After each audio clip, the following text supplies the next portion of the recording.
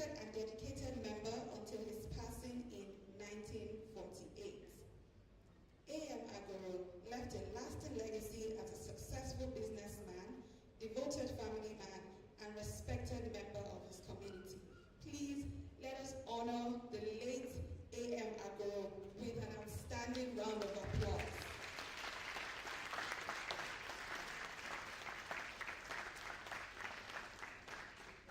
Thank you. Ladies and gentlemen, we have a number of distinguished guests in our presence today, and I'd like to start by acknowledging the family of A.M. Agoro. His children, grandchildren are here with us. Please let us give them a warm round of applause.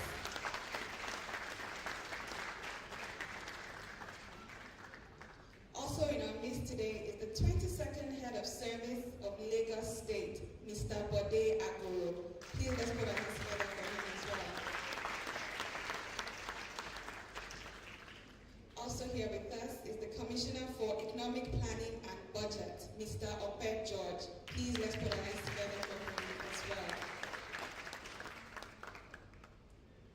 Here with us today are representatives from the Lagos State Employment Trust Fund, LSETF. Please let's clap for them as well. And of course, an event such as this will not be complete if you don't have members of the future businessmen and future billionaires of Nigeria. We have students from Avital College seated here with us. Please let's give them a round of applause.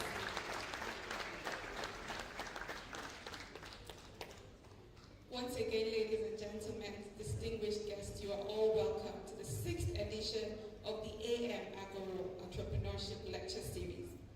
But to give us a proper welcome, we would like to have the chairperson of the AMAS Planning Committee, who is also the director of Dyslexia Nigeria. Please let's put our hands together for Dr. Adrian Tikolo.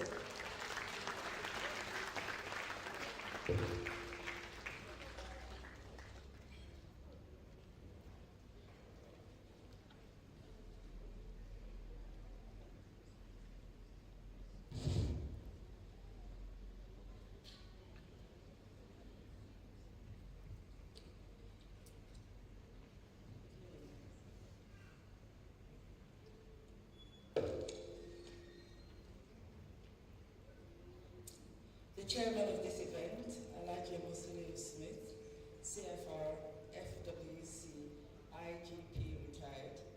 The special guest, Mr. Kola Additional, MFR, FNSC. The keynote speaker, Mrs. Wuraola Adekunbi.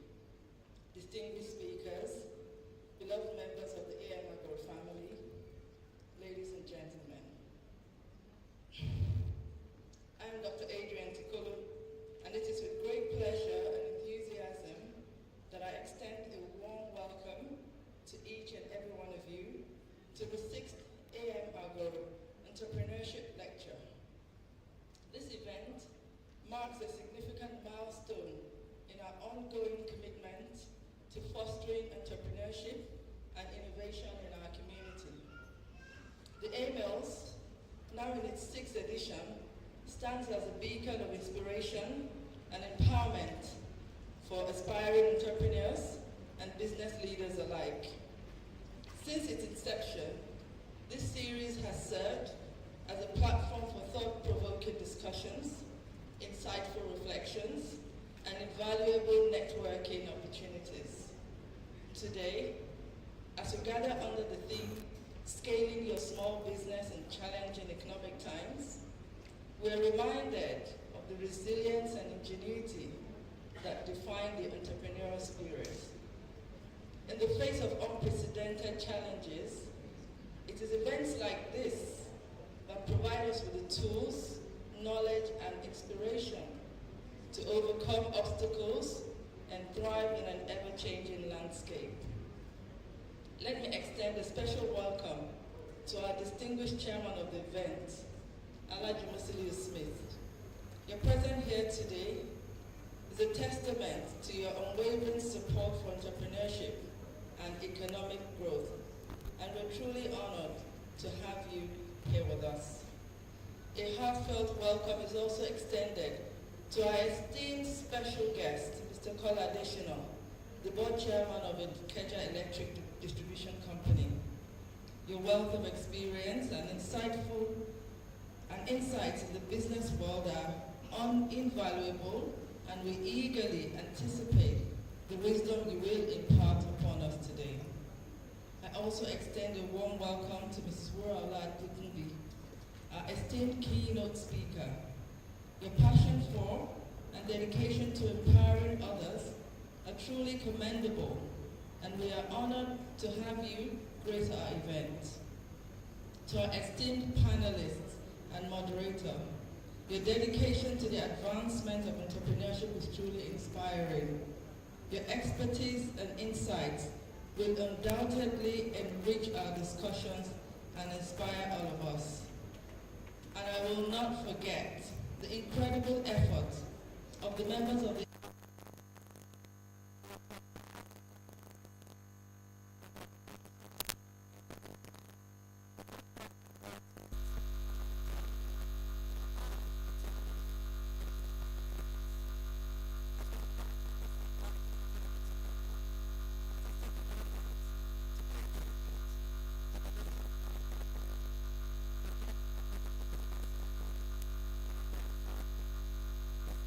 entrepreneurship, resilience, and community spirit continues to inspire us all.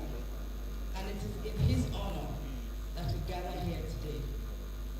May today's discussion be enlightening, the connections forged be lasting, and the spirit of entrepreneurship that fills this room continue to burn bright. Thank you all for joining us today, and may today's event be nothing short of extraordinary. Have a wonderful day, everyone, and good morning again.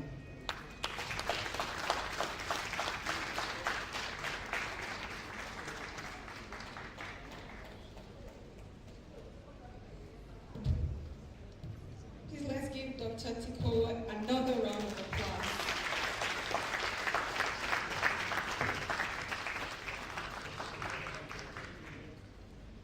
At this time, we would also be acknowledging more dignitaries who are seated here with us, and I'd like to take a moment to apologize for the oversight earlier. First of all, I'd like to give a warm special acknowledgement, and I'd like us to give a round of applause to the chairman of this occasion, Alhaji Musiliu Smith, CFR IGP retired. Please let's give him a warm, loud round of applause.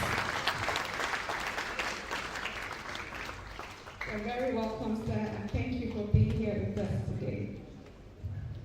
Furthermore, we'd like to acknowledge the special guest of honor, Mr. Kola Adeshino. Please let's give him a round of applause.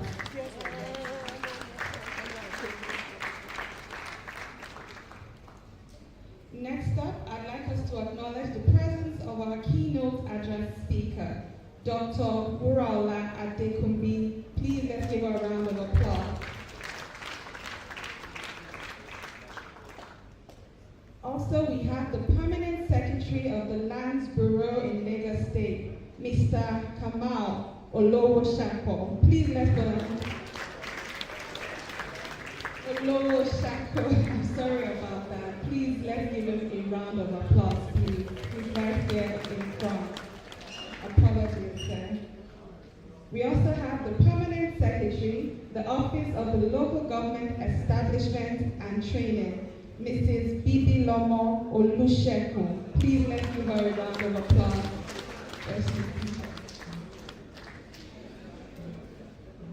We are expecting quite a number of important guests who will still be joining us as the program goes on, so we will acknowledge them as they arrive. Thank you.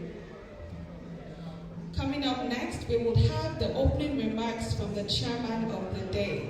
So please let's give a standing ovation to the chairman of this occasion, Chief Musiliu Smith. Please let's give him a standing ovation as he comes forward to give his opening remarks. A round of applause, please.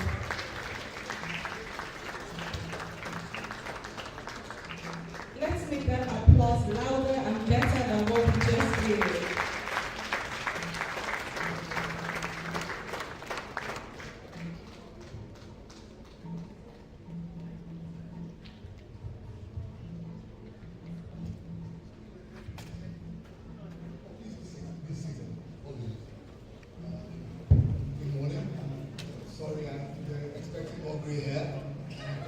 more seasoned. I guess I'm here to represent my father and the family business. And thank you all for joining us. So he asked that I actually read out his speech, sharing his thoughts. So good day to our distinguished guests and entrepreneurs in attendance. I thank you for joining us for this occasion, and to the organizing committee, let me convey my heartfelt appreciation to you for not only convening this, but also for the great honor of giving me the responsibility to give the opening remarks during such a memorable occasion. I do apologize that due to a conflict, I'm not able to be here in person, yet I felt it was important to still share my thoughts. It is important to put your hat in the ring where you can add value. Your little effort might just be what tips the scales, as well as what inspires the person beside you to also push to succeed. On to the topic at hand. I would like to approach this by highlighting certain the importance of small and medium enterprises and the challenges they face, as well as highlight results of key research on the characteristics of high-growth firms within the space. I'll also share parts of my own entrepreneurial experience to help create a link to bring it back home. We all have an idea of the importance of SMEs and businesses and how they play a major role in most economies. They represent, by and large, about 90% of businesses and more than 50% of employment worldwide, right, based on World Bank research, as well as other institutions. Formal SMEs contribute up to 40% of national income in emerging economies. And if you think about it, these numbers are significantly higher when informal SMEs are included. So think about emerging markets, you have about 7 out of every 10 jobs created from this space. Yet, the ability to grow a business in a sustainable manner is one of the biggest challenges for any SME, with the primary challenges related to capital in its various forms. So for instance, intellectual capital, what business are we going to do and how am I going to do it? Human capital, what skills do I need, who do I need? As well as financial capital, how do I fund my business? The issues are further compounded during challenging economic times as access to financial capital begins to dry up. And when available, it's typically at unfavorable terms for everybody. Oftentimes, it's also during the period of high inflation, and technically, government policies can either help to mitigate or exacerbate the challenges there, right? And if you think about it, for a lot of businesses, there's only access to a local market, and they don't necessarily have access to certain technology. Yet, it is important to note that in taking the appropriate steps to increase the resilience of your business, you are better able to manage the aforementioned challenges, and in so doing, grow your business sustainably. So what are some of the steps that every business can take? Well, if you look at some of the characteristics of the high-growth firms, they're usually centered around 3 areas. The first, they understand and optimize their businesses. 2, they focus on innovation, as the previous speaker had also mentioned. And 3, there's attention to human capital and highly skilled workers. In terms of understanding your business, it's simple. You need to create and follow a particular business plan, right, based on the needs of the customers that you're looking to serve. You identify those customers and markets, as opposed to trying to follow the crowd. And you really focus on the customer relationship. Next, you need to document your processes and maximize productivity.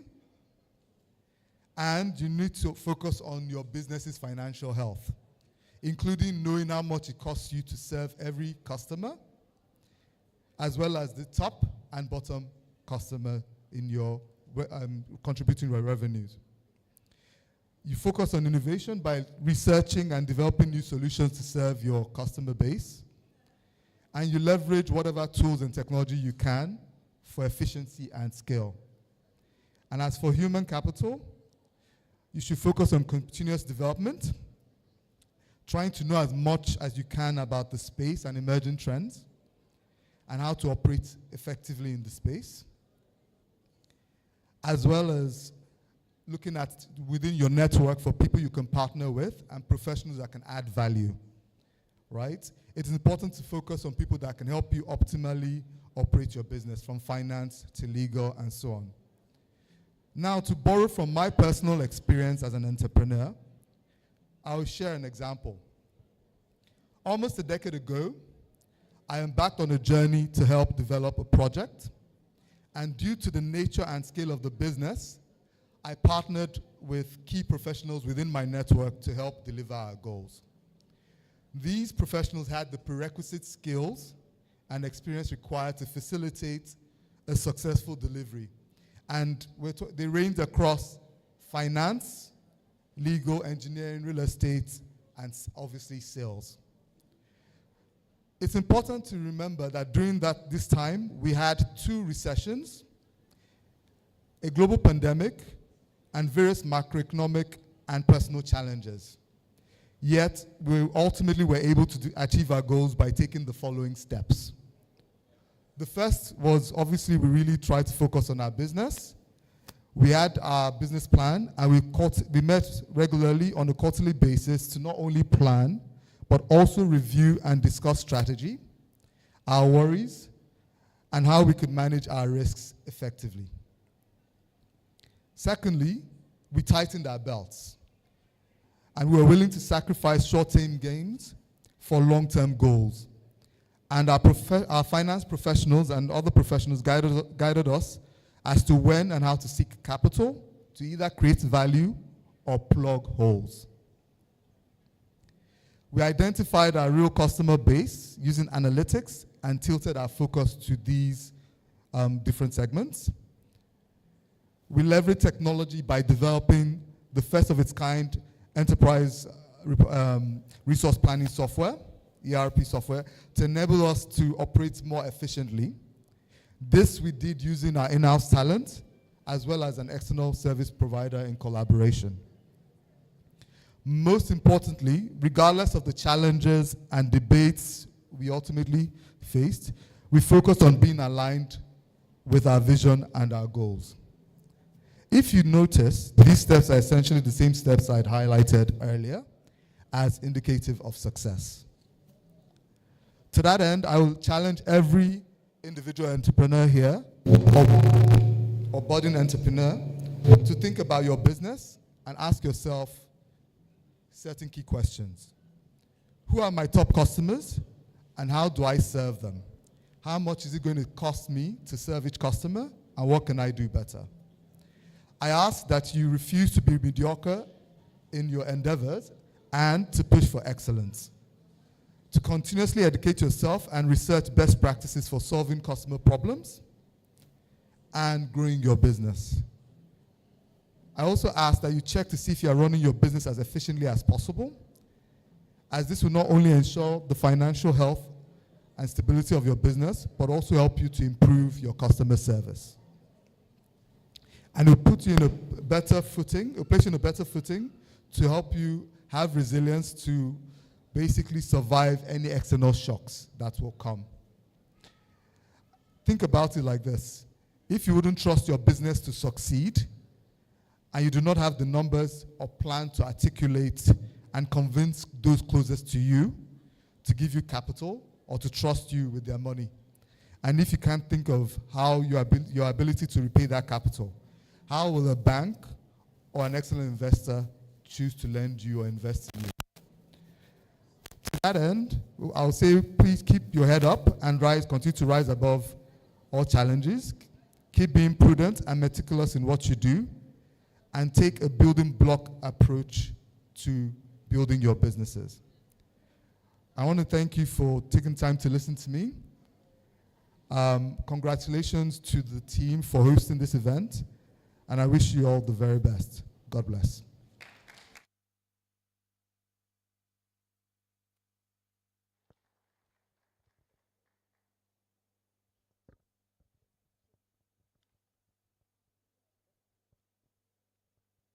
Please let's give a warm round of applause to the representative of the chairman of today.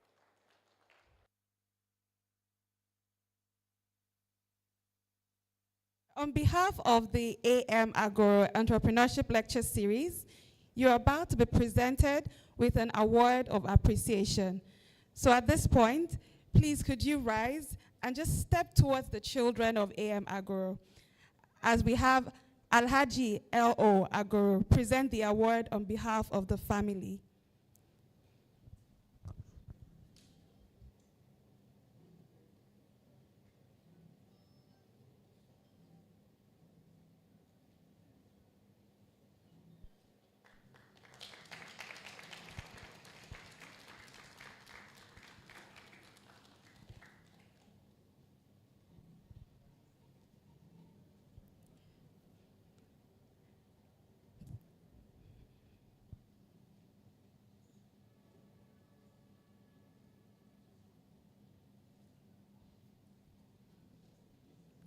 Thank you so much, sir. You may please be seated. Please, another round of applause for Alhaji L.O. Agoro. Thank you so much, sir. All right. At this time, we would have a presentation or remarks from the special guest of honor today. He is the board chairman of Ikeja Electric Distribution Company. Please let's give a round of applause to Mr. Kola Adeshino as he comes up.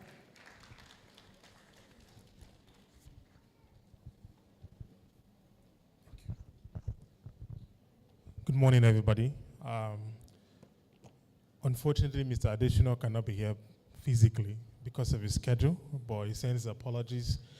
My name is Ola Dosu, and I will be representing and reading out his speech.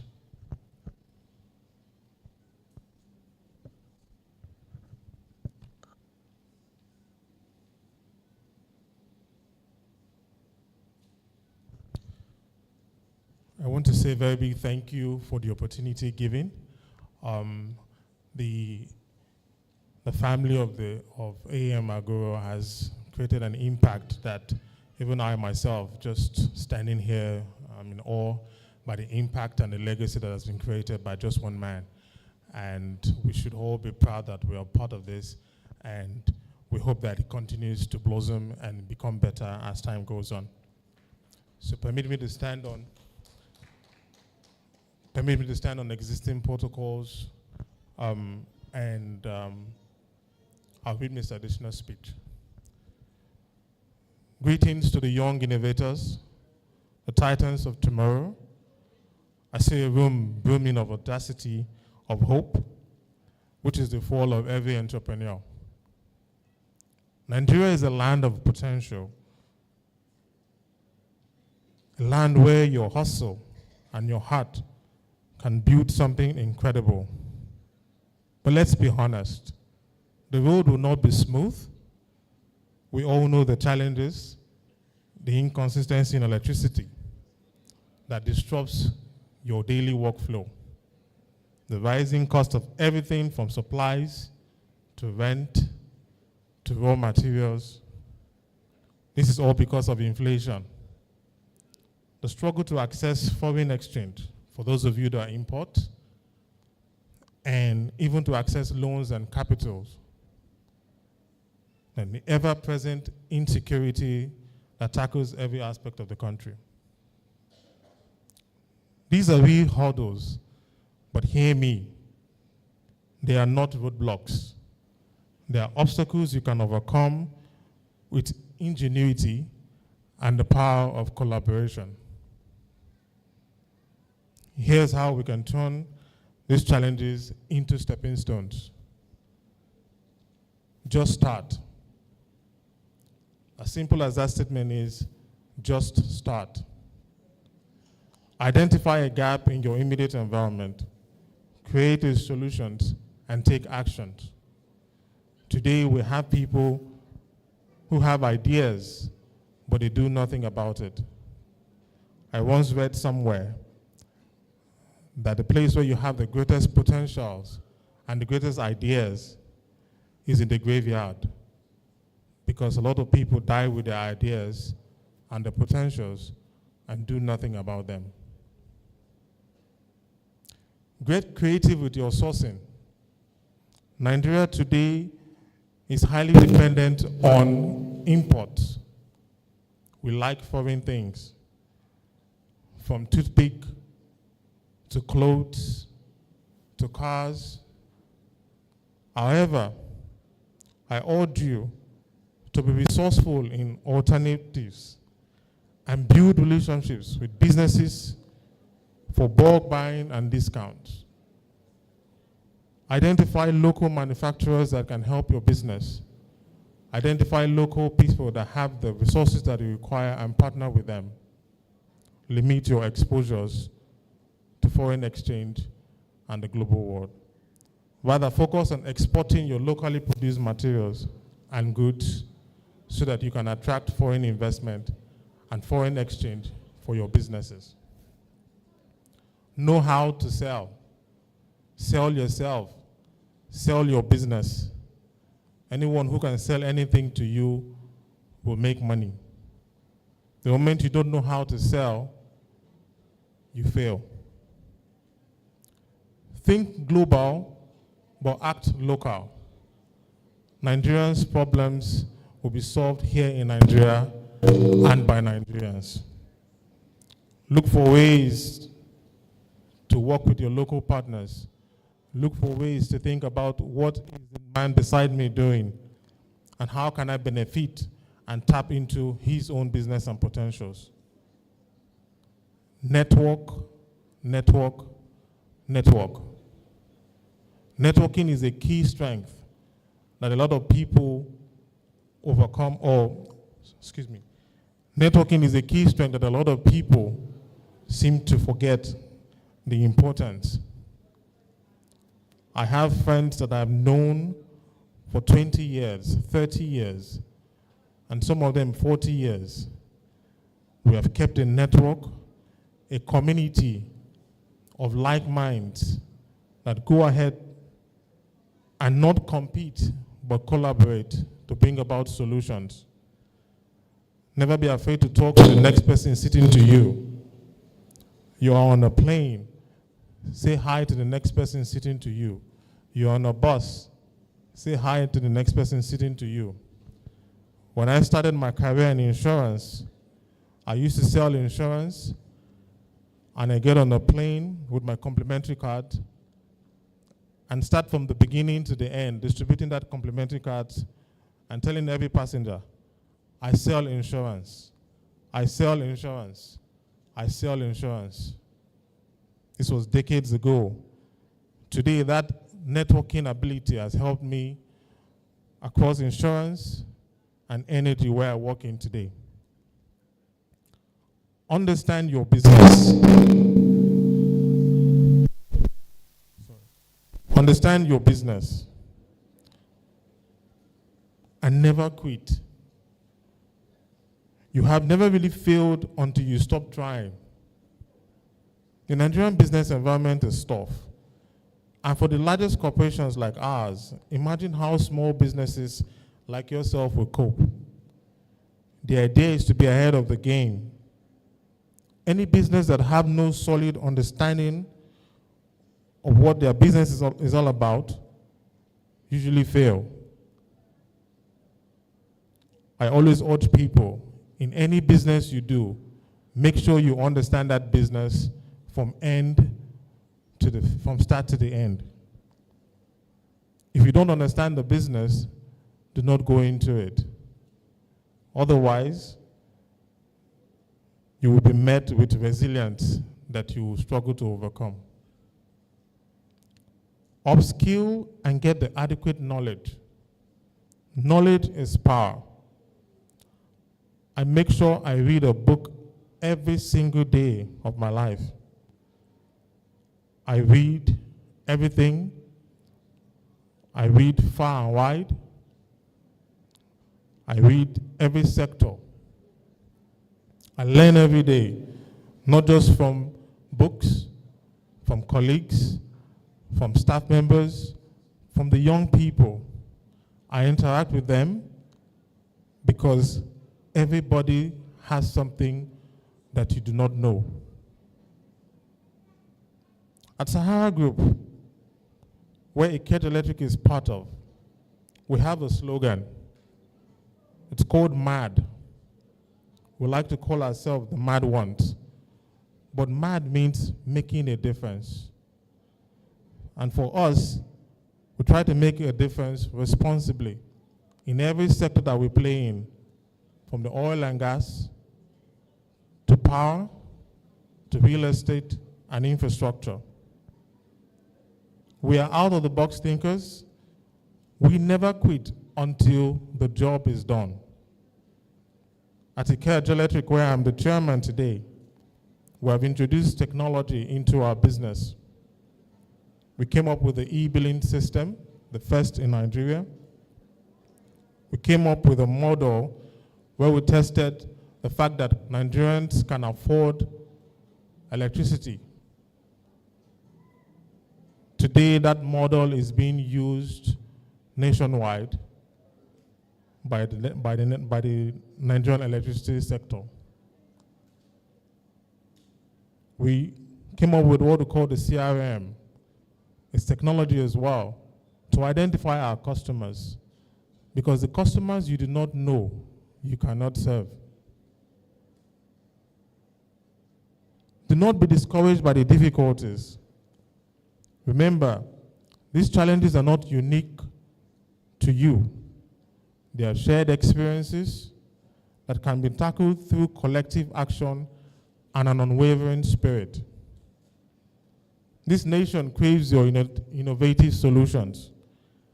Embrace the can-do spirit, the attitude that defines Nigerians. Let the challenges spark your creativity. Remember, the greatest innovations often come from the need to overcome limitations. What are your limitations today? Identify those limitations and let the need to overcome those limitations drive you to be innovative. In my journey to where I am today, as an executive in the energy sector, I was a bus conductor, I was a newspaper vendor, I was a fuel attendant. But I had one thing going for me. I never quit. I always look for solutions where problems are. So I urge you today, spread your wings and take flight. Let your resilience be your superpower, your resourcefulness, your weapon, and your unwavering optimism, your guiding light. The future of Nigeria's economy is in your hands. Go out there and build something extraordinary. Thank you.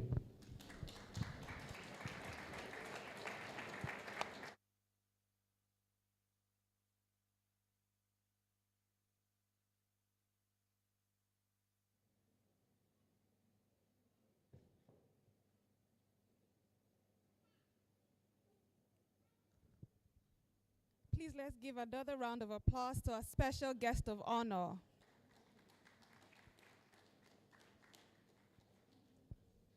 Also, the family would like to appreciate you with a special plaque. So if you could please step over to the right, which is your left. This award is being presented on behalf of the Agoro family by Alhaja H.O. Agoro. Please let's put our hands together as this happens.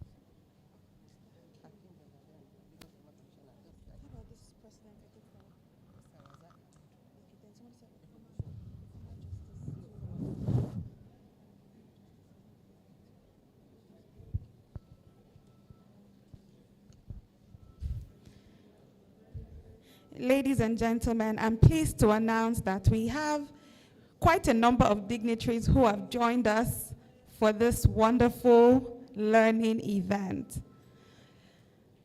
First of all, I'd like to acknowledge the presence of the Ojon of Lagos, the white cap chief of the Agoro family, Oloye Tajuddin Abisoku. Please let's give a round of applause for him.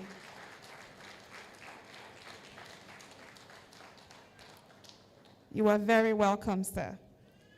Also in our midst is former Justice I.A. Olorunimbe. Please, another round of applause.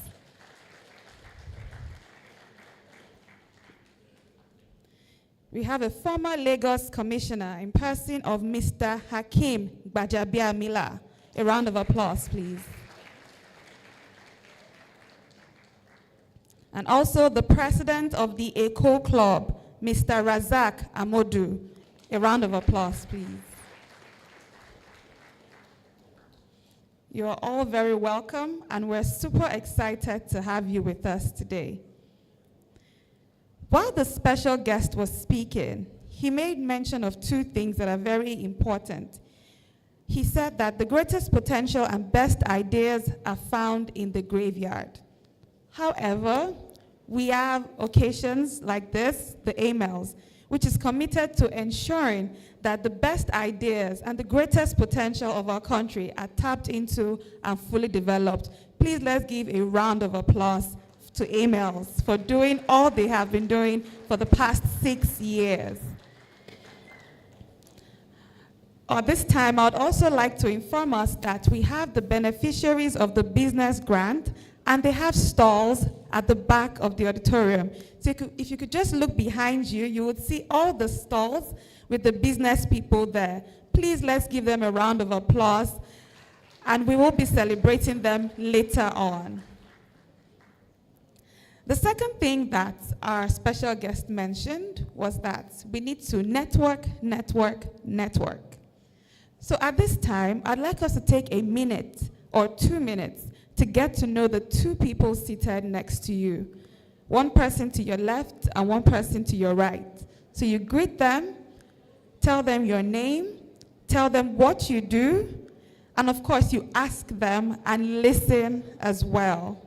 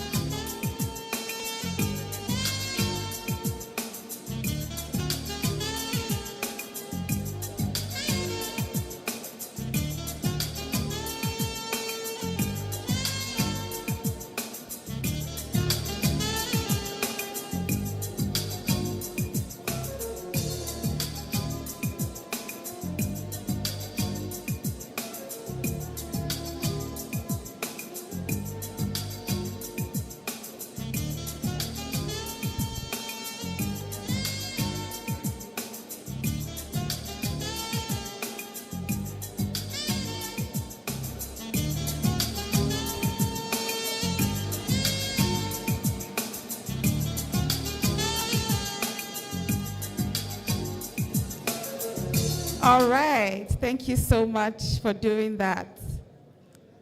Okay, let's celebrate the people next to us. Put your hands together for yourselves. Perhaps someone has just met their next business partner, or you have just been introduced to the next billionaire who's building the next unicorn in Africa. All right. Now, for those of you who were not here at the beginning, let me also introduce myself to you. My name is Keaton Bankole. I am a professional event host and MC. This is what I do, and I am excited to meet every single one of you.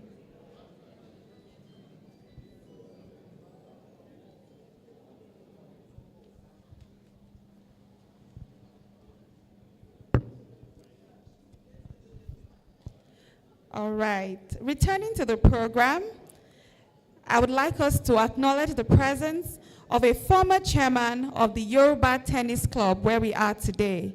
We have Mr. Damasio in our midst. Please, let's give him a round of applause. You are welcome, sir. Now, continuing with the program, we will have the keynote address. Please let's pay attention as we listen to the bio of the next speaker. The keynote address is to be taken. Could we please settle down in the hall at this time? Thank you.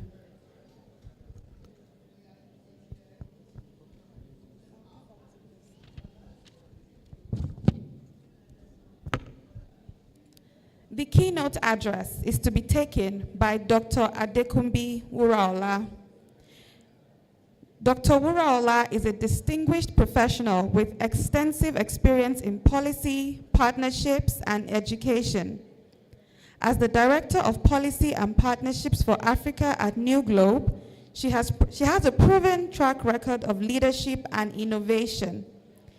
She has a background in education and a wealth of qualifications from prestigious institutions worldwide, including Ivy League universities such as Harvard and Stanford universities. Dr. Wuraola is committed to driving positive change and empowering future generations. Please let's make welcome our keynote speaker for today, Dr. Wuraola Adekunbi.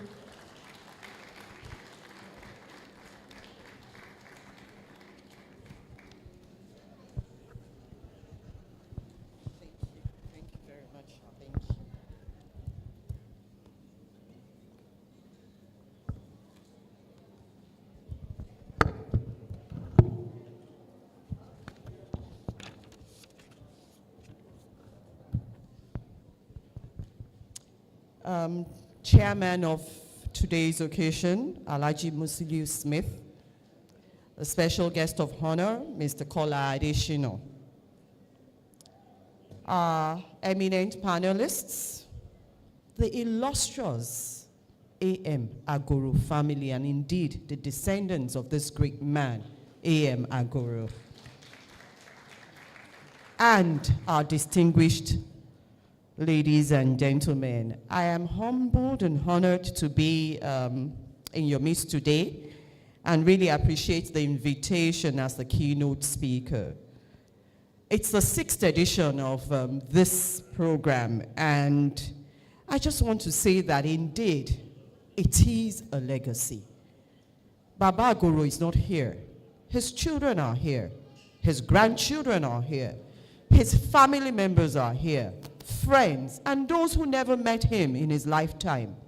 And so this indeed is a legacy, and I believe that it will outlive each and every one of us here.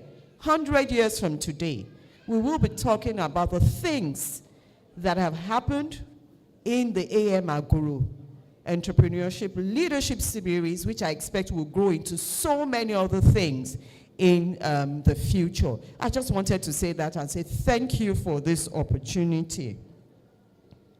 My task today is very easy. I'm just going to set the tone for the panelists who will dig deeper and delve into what today's theme is all about: scaling your small business in challenging economic times. As someone who is, okay, so I have a PhD, so you allow me to say that breaking some things or doing some research and taking 3 keywords in this theme. And the first one is scaling. What does it mean to scale? To climb a steep surface, respond to demand by being able to do more in a better, faster, and easier way.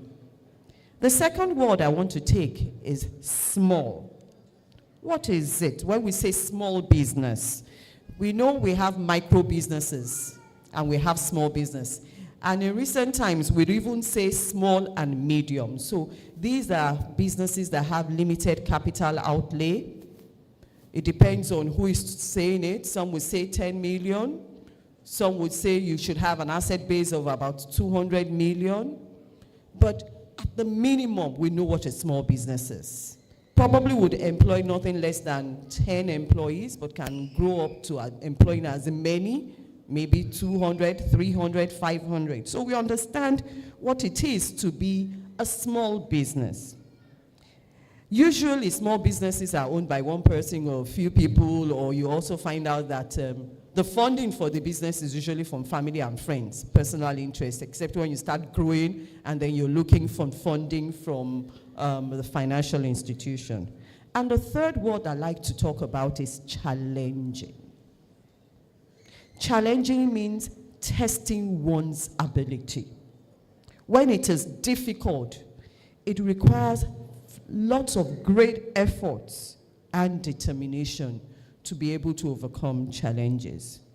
And so, as one in my short lifetime, who has run several businesses, and I smile here because one of the guests here, Mr. King Bajabiamila, was one of the people who believed in me in one of those days.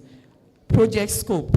It was one of the businesses that I ran, supplying sharp sand, cement, gravels to his site. So when I say that I have done quite a number of businesses, you can imagine from retail, fashion, to publishing, to broadcasting, and in recent times, to baking, confectionaries, and education.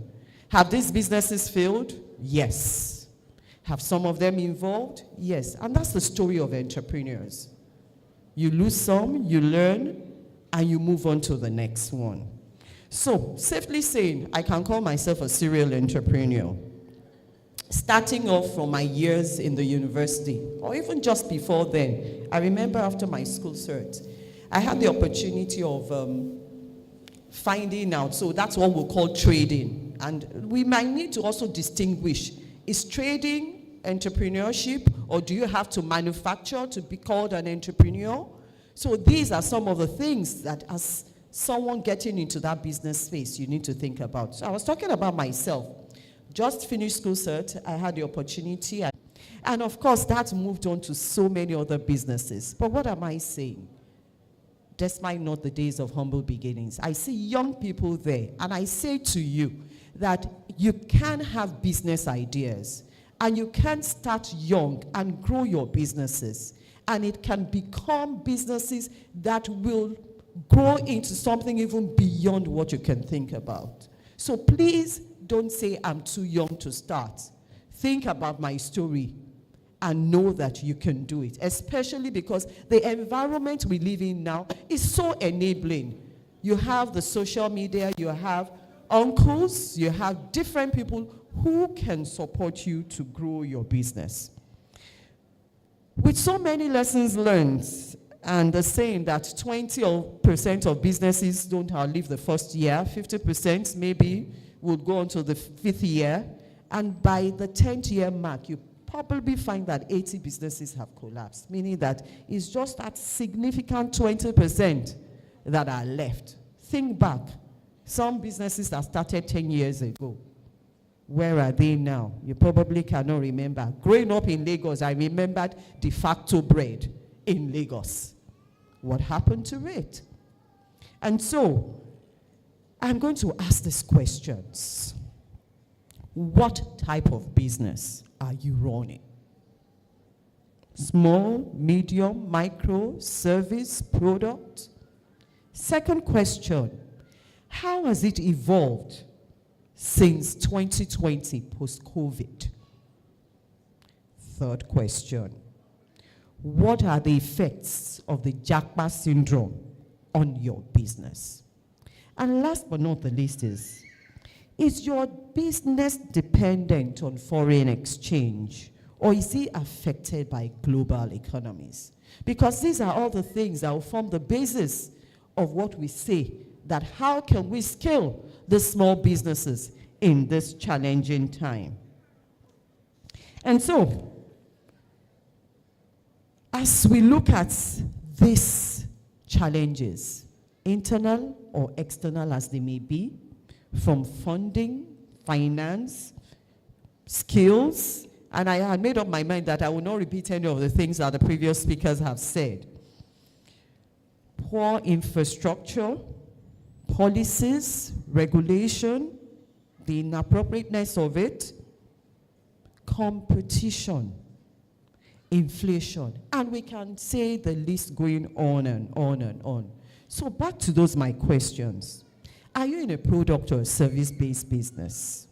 Do you manufacture? Are you a retailer, a wholesaler? What are the issues you are facing in the supply chain? Because now you need to drill down. Did your business evolve after COVID? Some people got into making disinfectant, hand sanitizers, PPE. But now, there's nobody wearing face mask here. So what has happened to those businesses? How have you evolved to the next level? Have you used technology to leverage your business? Social media? Right now, we find that you don't have to physically own a shop. If you're in manufacturing, you can have your factory, and you can just be on Instagram and Facebook, and we know all the marketing tools. Even my 82-year-old mother is on Instagram, and she will tell me she ordered something. That is how simple life is starting to become for us. And so they will get it delivered to you. When we talk about making your business global, someone had mentioned that, but I just wanted to delve a little bit, is that making it global and at the same time local. A lot of us are looking to earning foreign exchange now. Because you can imagine if you were selling at the time dollar went as high as 1,008, what you are recouping. But what's the other side of it? Who are your competitors? The act of finding a common point of cooperation with them will birth what is known as co-opetition, where you are cooperating with your competitor. You might say it's tough, but businesses are starting to do that because in this challenging time, you want to survive. And so, if it means that you and the so-called competitor can come together and align on things like pricing, on distribution, on supply chain, and so many other things, then you would have scaled the hurdle of that immediate challenge. How has the Japa syndrome affected your business? A lot of private school operators are complaining. COVID was first step where online school started, and we realized that at times you don't have to be physically in school to learn. And then you find that a lot of this private school have those who have jackpot taking their children. And so you have fewer people in school who have the purchasing power to be able to pay for school fees. My prayer is that those who have jackpot will jackpada very soon, but only that can happen if we have the enabling environment.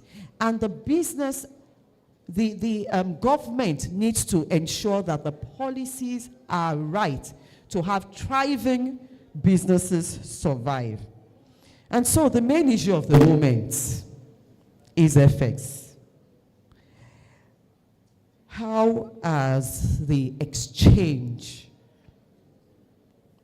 rate affected your business?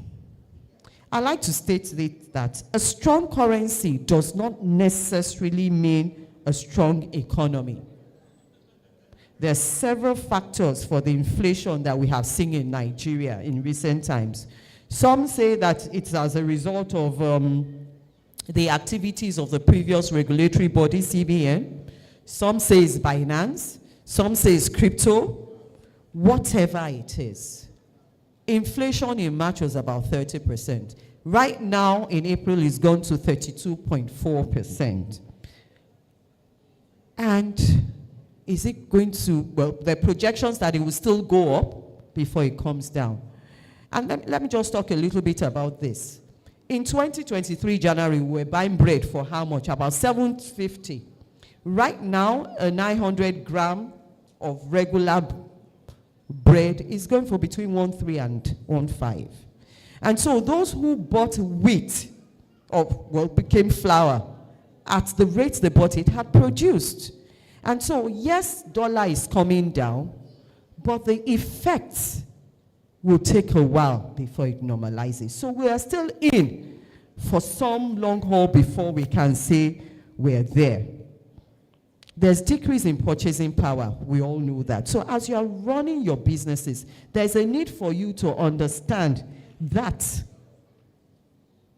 those who will buy your product will have to think through or your service before they buy it. Role of poor infrastructure, electricity. And I smiled when Mr. Kola mentioned about this because it's his business. But do we know that in 2022, the national grid collapsed 7 times? 2023, it collapsed 3 times. But in 2024, we're just in April and it has already collapsed 4 times.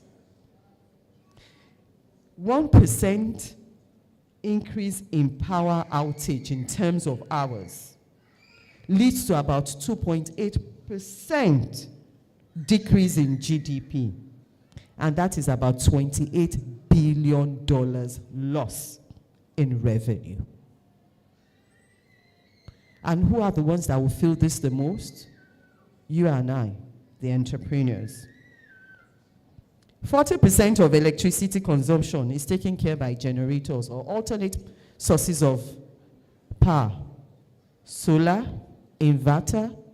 Are you in that business? Are you thinking of biogas? We need to start getting very creative and innovative as entrepreneurs, because what you can do to succeed is what will meet a need, a gap in the society. And you might not even need to market so much because the demand will be there. And once there's a demand, you can even dictate what price you want to. As I begin to conclude, I'd like to share a few case studies. Guinness has done a brand rationalization because it took a FX hit of almost $23 billion. And what happened? It has stopped the importation of its premium spirits. No more Baileys, no more Johnny Walker. What is Guinness doing now? Concentrating on the Nigeria affordable one, the Origin, the Snap. I hear Origin is for women and Origin is for the men and Snap is for women.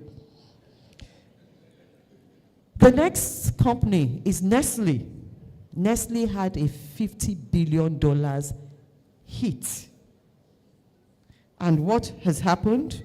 It has gone now to develop high quality flour to replace the imported cornstarch for making Maggi cubes. Have we noticed the change in our Maggi cubes? No.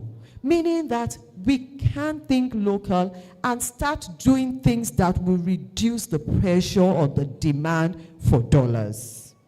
GSK, a third company, has outsourced its local business.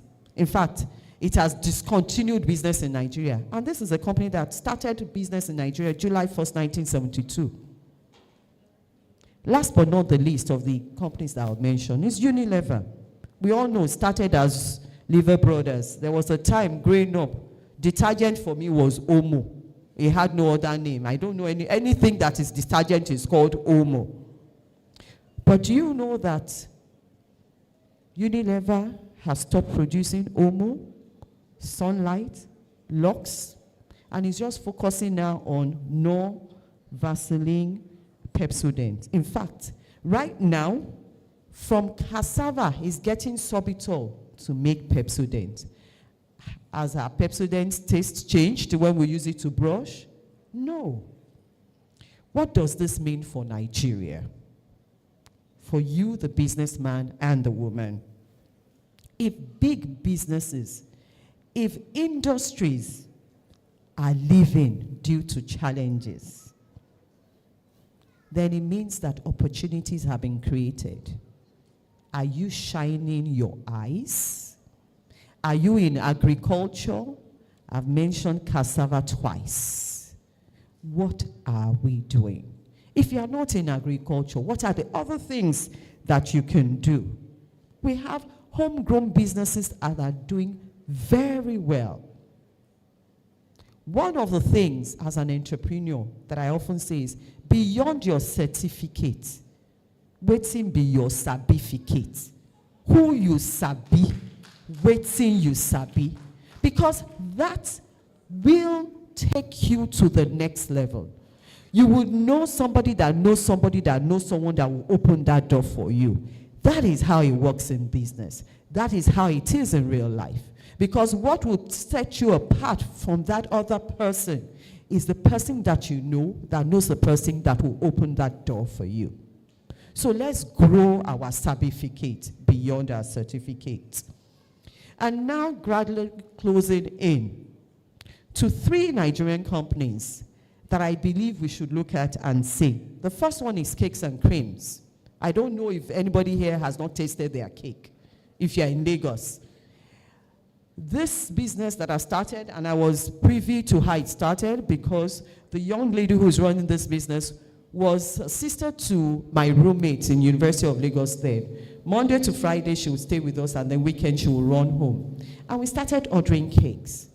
And before you know it, this has grown into a business of over 4 locations in Nigeria, well over 700 employees, and still counting.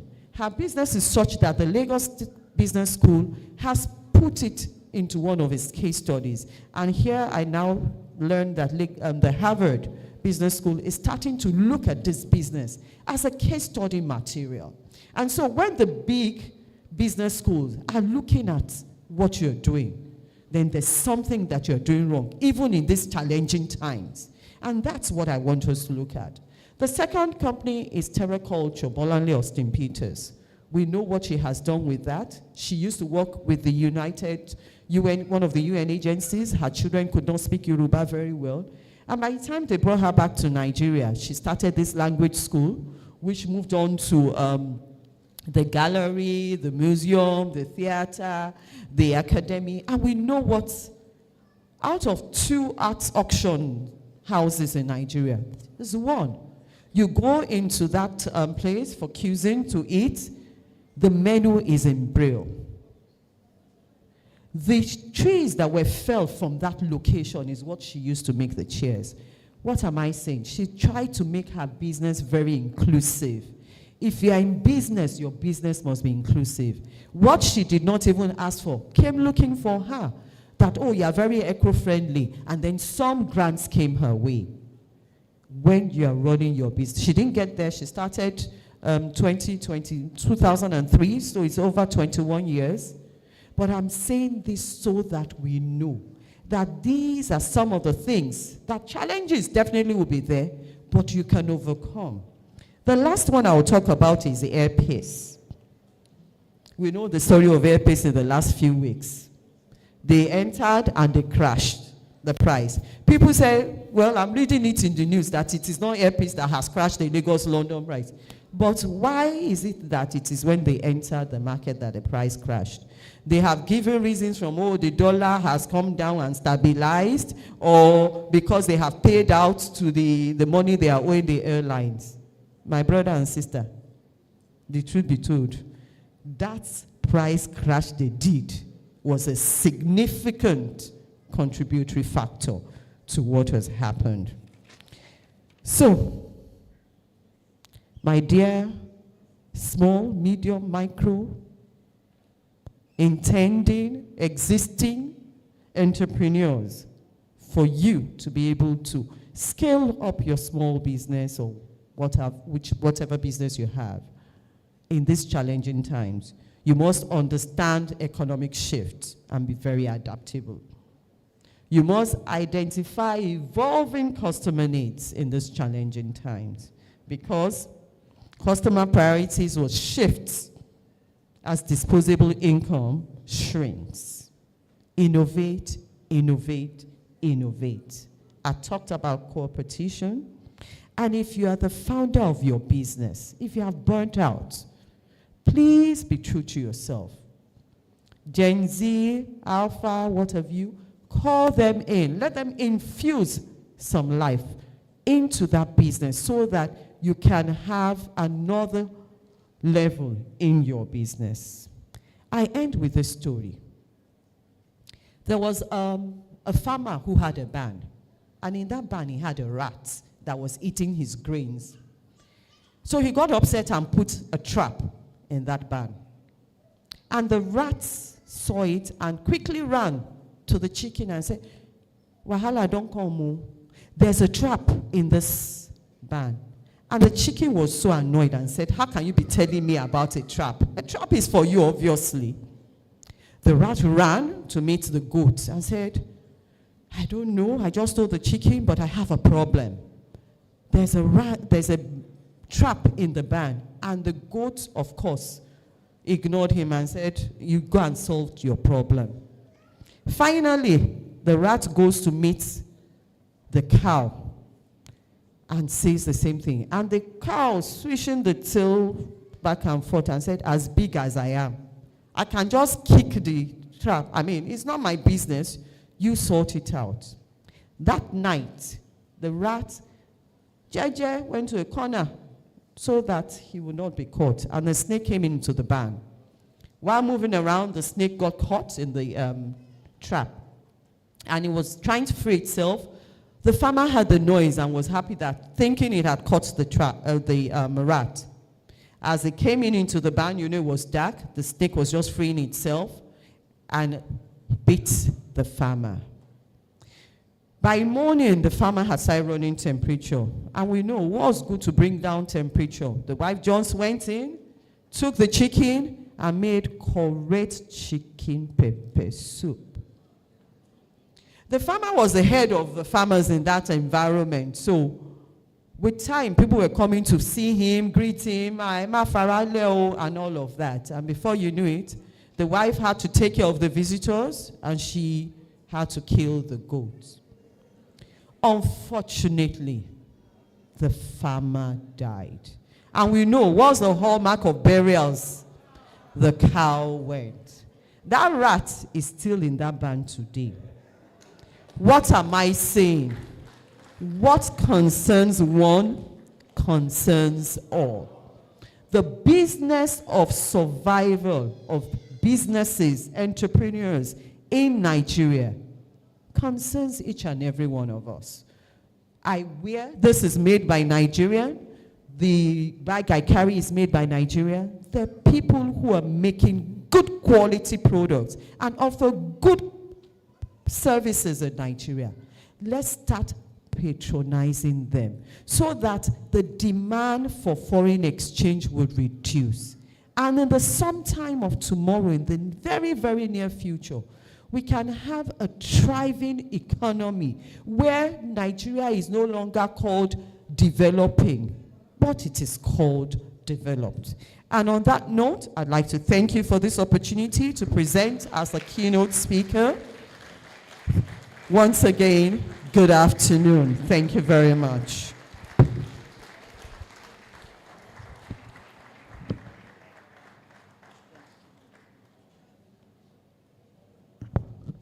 Please, another round of applause for Dr. Wuraola Adekunbi.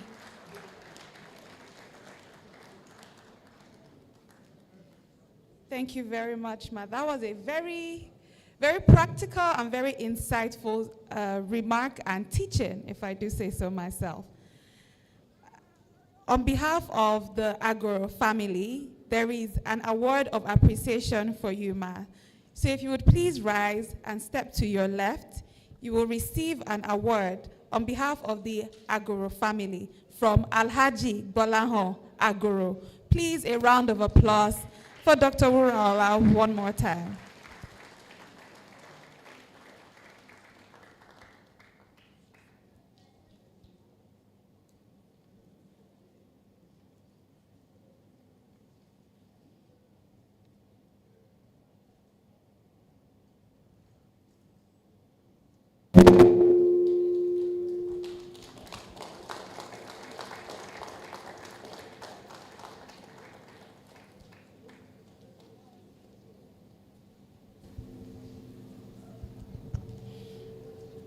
All right.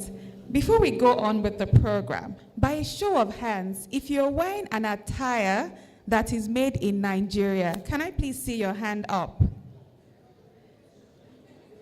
Please, can we give a round of applause to everyone wearing Nigerian clothing today?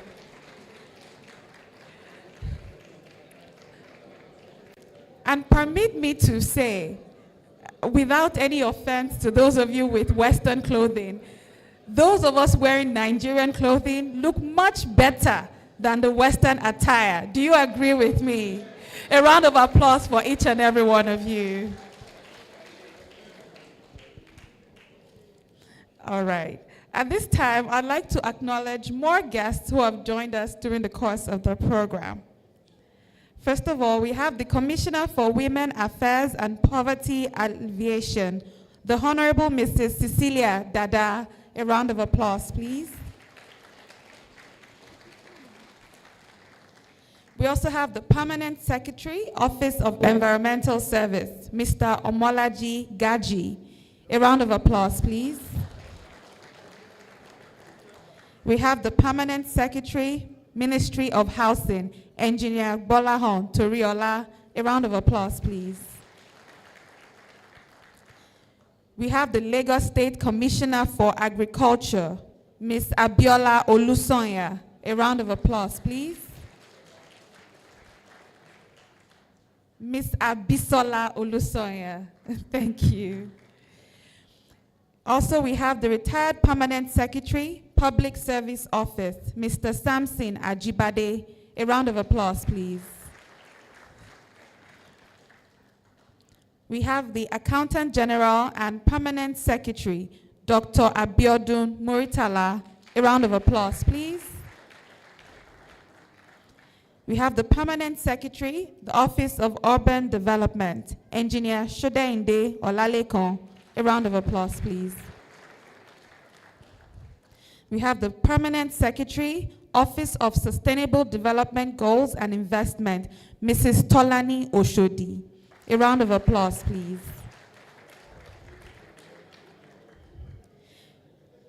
We have the former Deputy Managing Director of the Lekki Free Trade Zone, Mr. Adegboyega Balogo. A round of applause, please.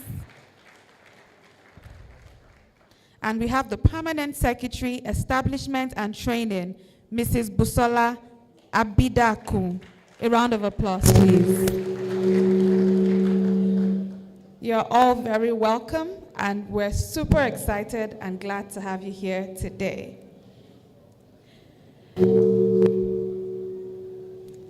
Coming up next on the program, we're about to have a panel session. Now, on this panel, we have 5 speakers, 5 panelists, and a moderator. So I would like to introduce the moderator, who will come up to introduce the rest of the panelists. The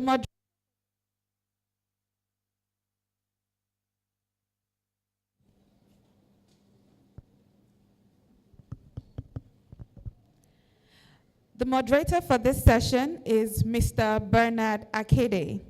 He's a seasoned TV presenter, producer, and news correspondent with over a decade of experience in broadcasting. His career spans various media platforms, including radio and television, where he has interviewed a diverse range of guests. Mr. Akede is currently serving as the reporters team lead at News Central Television, and he's a skilled MC and corporate compere, where he has brought his expertise to a wide range of events. Ladies and gentlemen, distinguished guests, please let's welcome our moderator, Mr. Bernard Akede.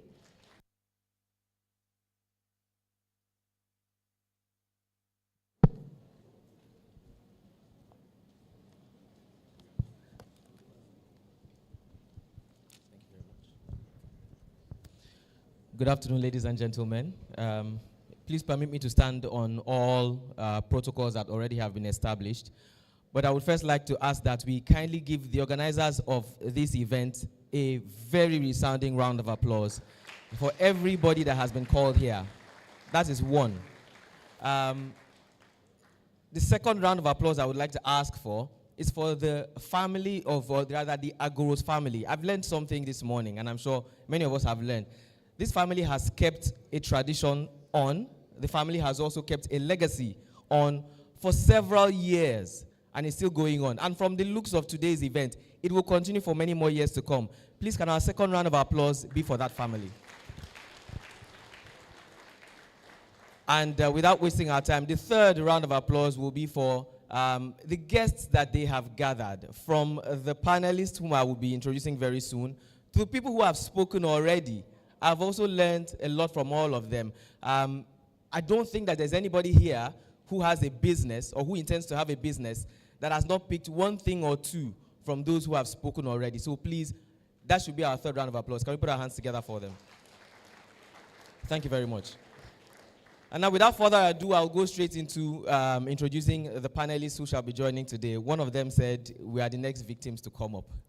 And so, I know there's a bit of nervousness here and there, but we'll be very quick with it.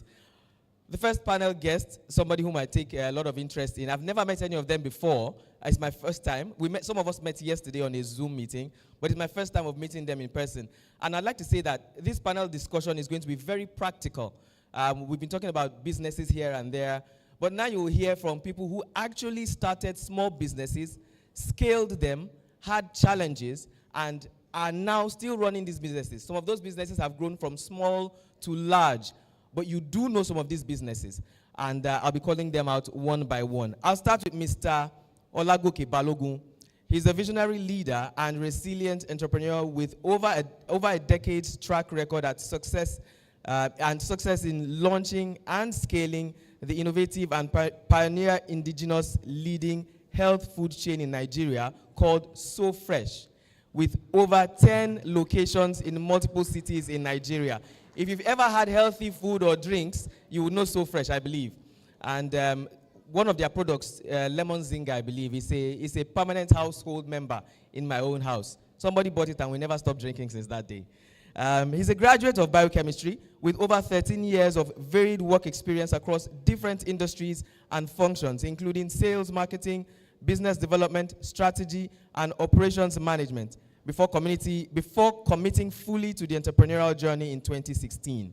He is a strategy consultant and helps organizations define and/or refine their strategic narratives, build scalable systems and structures, and develop operational and dynamic capabilities that help them to build sustainable organizations that will outlive generations. He also has a certificate in entrepreneurial management from the Enterprise Development Center of the Pan-Atlantic University, and he is a graduate of the prestigious Stanford University Graduate School of Business Seed Programs. He's a regular facilitator and faculty at various institutions such as Lagos Business School, Enterprise Development Center, amongst others. He's married, and he's married to his pretty angel, whose name is Abimbola, with 2 wonderful boys. Ladies and gentlemen, shall we please put our hands together for him? Now I know where part of my salary goes when I'm drinking Lemon Zinga. Thank you so much for joining us. Please take the seat. We also have Mrs. Feishayo Alayonde, who possesses 14 remarkable years of global banking and financial service experience, working in business strategy development and implementation, business transformation and strategic change functions of investment banks and retail banks.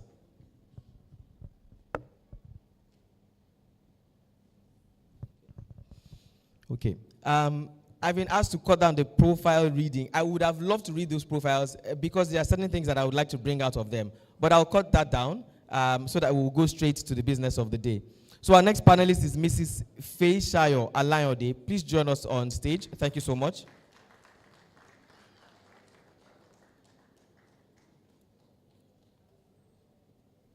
The third panelist, and without being partial, I think this is my most interesting panelist coming up, and that's because of the bio he put out. Very unconventional. If you have the program, please go through it. I'm talking about none other than Mr. Ifeanyi Oputa. He's the CEO of Studio 24. If you love photography, you probably would have seen those studios. Yes, it's okay to shout. Give him a round of applause, please. for those who are into pictures. But then I got to know that photography is not his, or was not his major practice to start with. He's been into oil and gas, but then photography and some other things were side hustles that have now become the main hustle. That's another lesson for those in business to learn. And then, of course, we cannot talk business if we don't talk law. There are certain things to know about the legal side of business. And because of that, I'd like to call the person who sat next to me, and he's the one who said, we are now victims. And I'm talking about, he's a lawyer, barrister, Akinwale Irukosu. Shall we please give him a round of applause?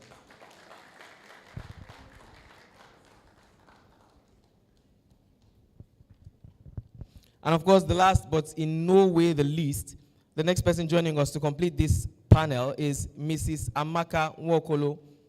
She has over 15 years experience cutting across businesses and development sectors in Nigeria. Please, shall we give her a round of applause, please? Thank you so much.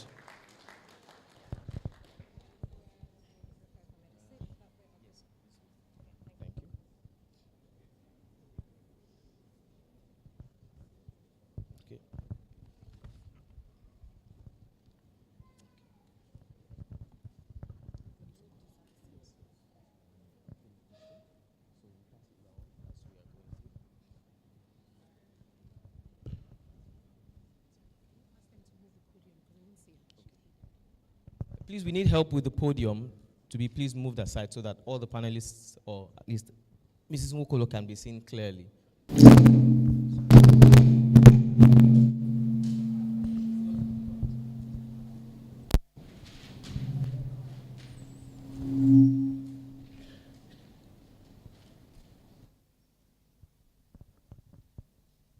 Thank you so very much once again, everybody. Before I go on, I'd just quickly like to say, we've been talking about businesses, scaling businesses all morning. And unfortunately, one sad thing about businesses sometimes is people suffer losses. Yesterday, myself with a team of reporters and journalists were in Lagos Island, Dosumu Market area. If you remember, there was a fire there some time ago. And the business owners there cried about the losses that they suffered. I know that in the near future, hopefully, there will be chances for some of us to help if we can. And if we do can and that avenue does open, please let's reach out. The story that we heard this morning talked about one person helping the others. The story of the rat, the cow, and the goat. And if we do have the chance to help any of these people who have suffered huge, huge losses from that area of Lagos, please let's reach out and do that. Thank you so much. Going straight into the matter. We are talking today scaling your small businesses in challenging economic times. And we do know, without even reading through economic books, that economic times are challenging in Nigeria at the moment. We've seen the dollar, which a lot of businesses rely on, go from 500 naira to the dollar to 700 to as high as 1,800 before eventually coming down. And we know what that has done to several businesses. But there are people who have been able to find ways to scale their businesses regardless of what has happened. And these are some of the things that we're going to be looking at this morning. So I'll start by, already introductions have been done, so I'll just go straight into it. I'll start from the end there, Mrs. Nwokolo. I'd like all the panelists to kindly take us through or explore strategies and best practices for scaling small businesses in challenging economic times. First of all, what do you understand by challenging economic times? And I know that this is relative to businesses. What may be a challenge to some may not be to others rather. But there are certain indicators that would let you know that economic or business times are challenging, and that is common to people. So starting with you, please, in very short time. Thank you. Thank you very much. First off, to the organizers of the program for the kind invitation. And so to answer your question, I would say when we say businesses are facing challenging or economic headwinds, there are a couple of ways we can look at it, but essentially it's usually a combination of different factors, right? So we can look at it from the macroeconomic perspective where there's rising inflation, there's economic instability, And of course, that impacts on small and growing businesses. It impacts directly on nano, micro, and small businesses. We can also look at it from the operational perspective, where there is reduced consumer spending, right? There's limited cash flow. And as we know, cash flow is really the lifeblood of any business. So there's limited cash flow. And then I like how our keynote speaker she touched on different aspects, really. But I liked what she said about the Japa syndrome, because when we're talking about economic challenges, you also want to look at your team. For some businesses, they might lay off people because then you realize you can't afford to keep everybody on board. For some, you just find that your employees are living on their own, and then that is also a factor. So it's a combination of different issues, and like you said, it differs from sector to sector. So what somebody might be facing in the agri space will be totally different from what somebody is facing in the creative industry, for example. But typically, these are some issues that, very clear examples that every business can relate to.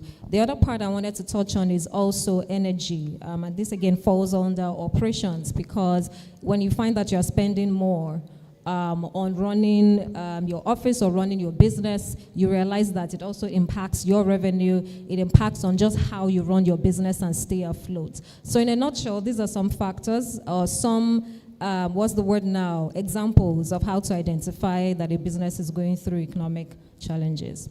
Okay. Thank you very much. Yes, if you can lend a word to that too. At least from the legal side, how do you say, what are some of the indices we look at to say that we are in challenging business times or economic times? I think for me personally, it's not just the legal side of things. I think we are affected by Japa syndrome as well. You cannot scale up without employing people, and you only have so many people that are available for employment. I think if you want to scale up, you are looking at a critical mass of people that are available to do the work with the right skill set. Currently, you are going to have a very difficult time finding them. So I think human capital is one of the biggest challenge. Even for people that haven't jackpot, I think after pandemic, there's a big paradigm, a big change. Hello, sorry. I was saying that, so after pandemic, there's a big change in the way we work as well.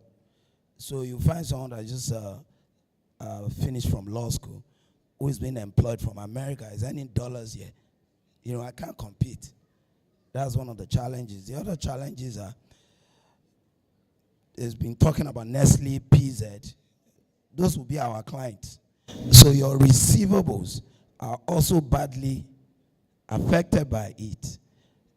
Challenging times. NSAS affected us.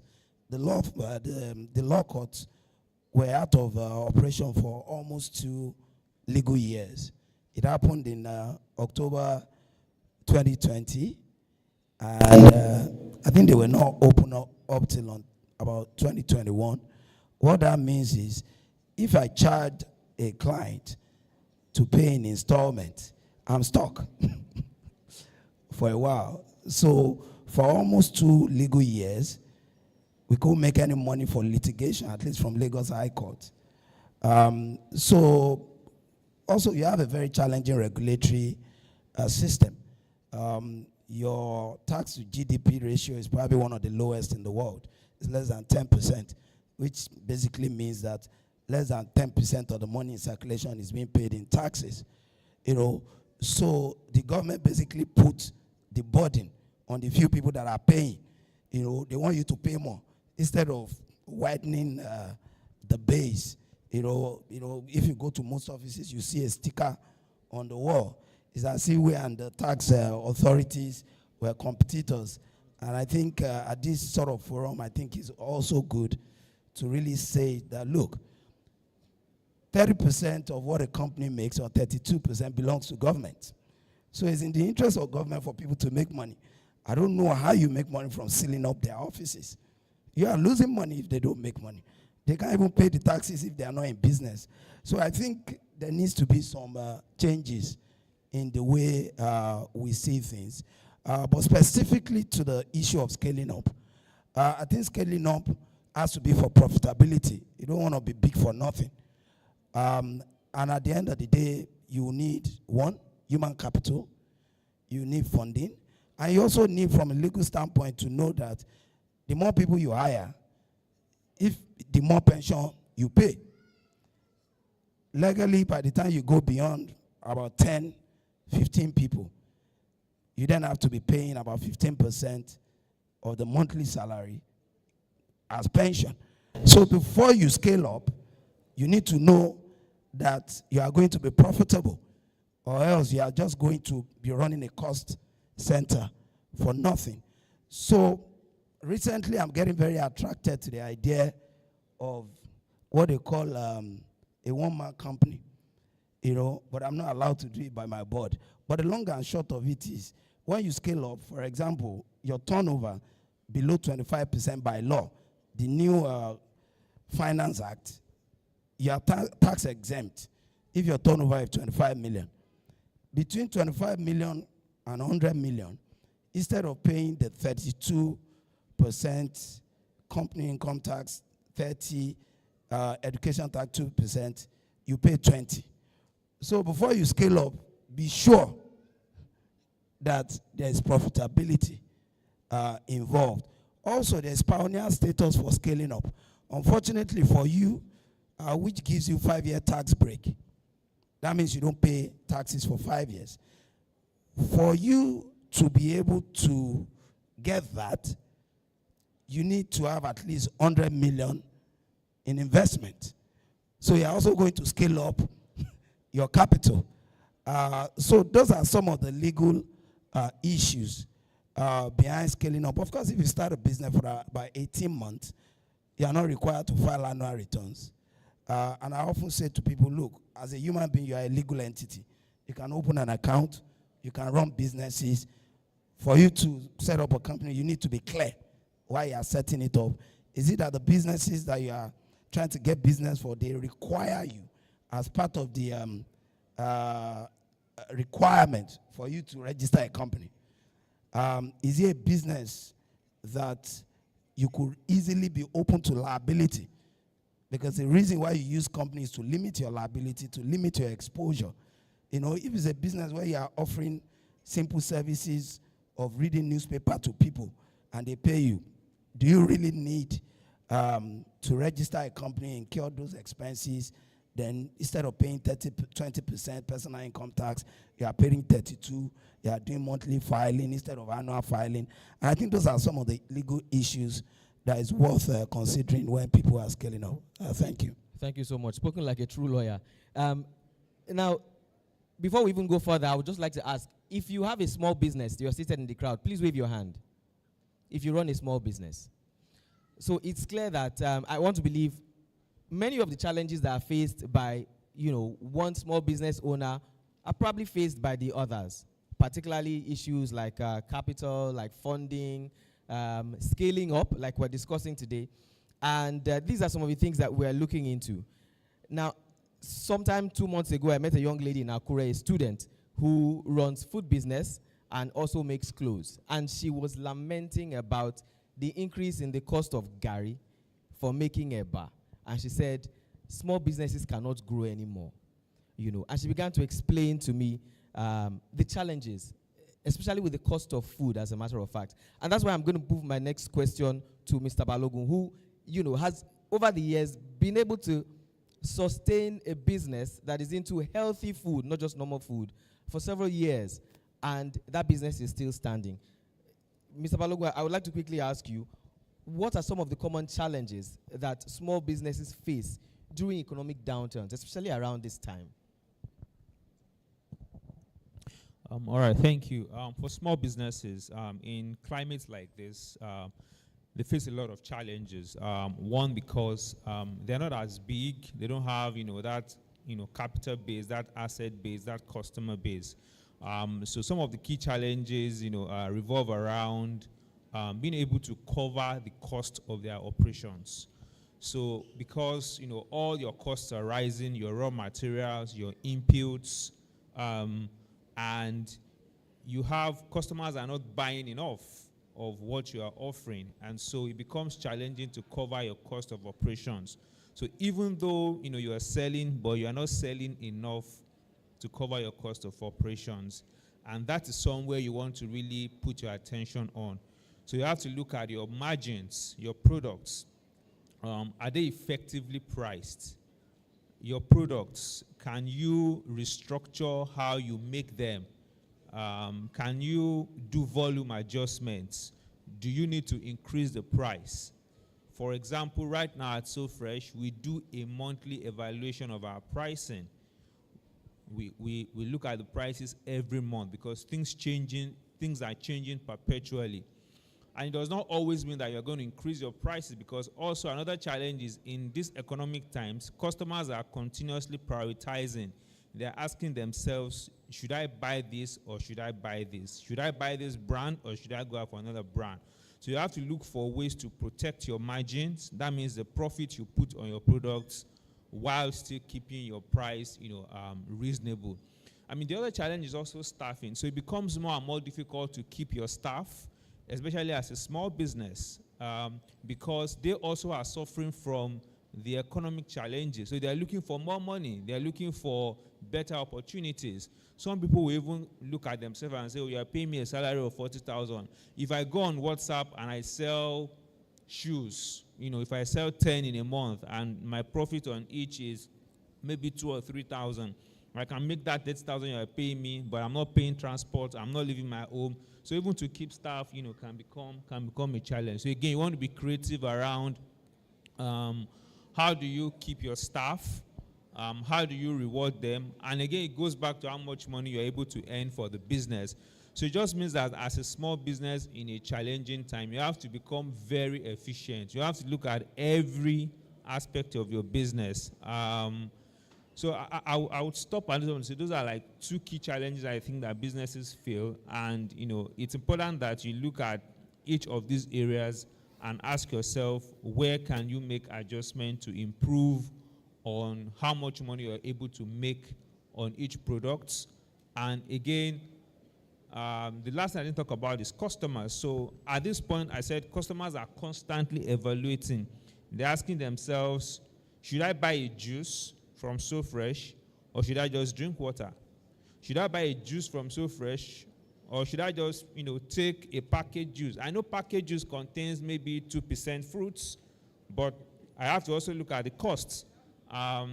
Or should I buy from SoFresh or another brand? So they are constantly making, those decisions. So how do you get more customers? You can't rely only on your old customers, because your old customers will churn. If you have 1,000 customers, in challenging times, they will become 800, they will become 700. So how do you find additional 300 customers? That means you have to think about marketing. You have to think about going into the field. You have to become aggressive on social media, on Instagram, on TikTok, wherever you get your customers from. You have to leave the comfort of your store and go out and look for customers. In the last 2-3 years, people think SoFresh is big, but we've been attending a lot of events and trade shows because we need to find a way to keep putting out our brand out there. So, finding ways to attract more customers, to cover up for those that would, definitely leave the business, has to become, a priority for small businesses in times like this. Thank you so much. Please, can we put our hands together for the speakers so far? We're moving to another question. And this one is going to Mr. Oputa. And I'm speaking about the photography business now, using as an example for certain businesses, especially in the creative sector. There was a time when I was afraid that photographers were going to go out of jobs. And that was because mobile phones started getting very, very sophisticated. So everybody could sit in their corner of their rooms and take good pictures, do good videos, and look very good. And then I started to think, what's the future for photographers? And other businesses too, that had competitors that had evolved speaking.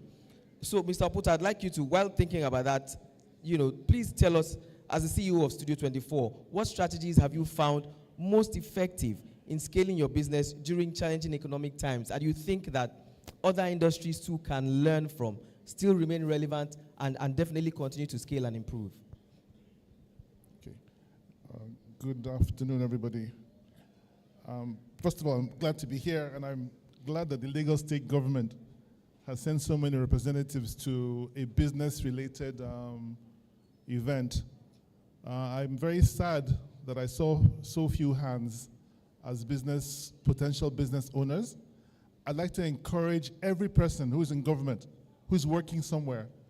I'd like to encourage you to take up a side hustle, something you do on the side, a part-time business, something you do that creates an additional stream of income for you, because that's the protection you need as you get on in your years. I don't care how old you are. That's helped us, and it's pertinent to what we're talking about here.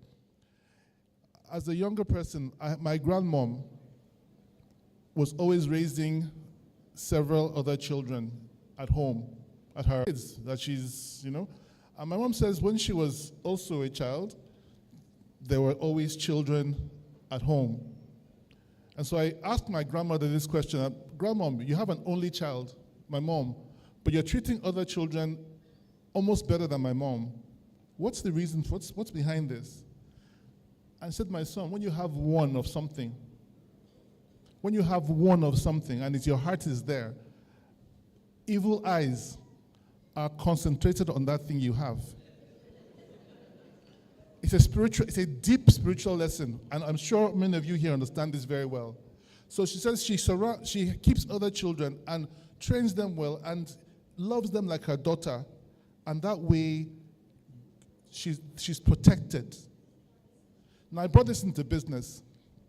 When I started business, I started as a child as well, not because I had to, but I noticed that when I was doing one business, it's always got trouble. Something would happen.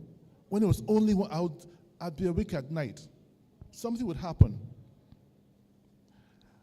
I asked some other single mothers I knew, and they told me that when they had their second child, the wahala of the first child reduced.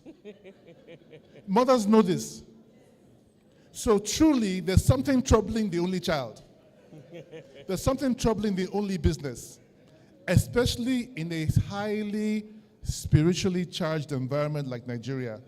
You cannot afford to have one income source in Nigeria, okay?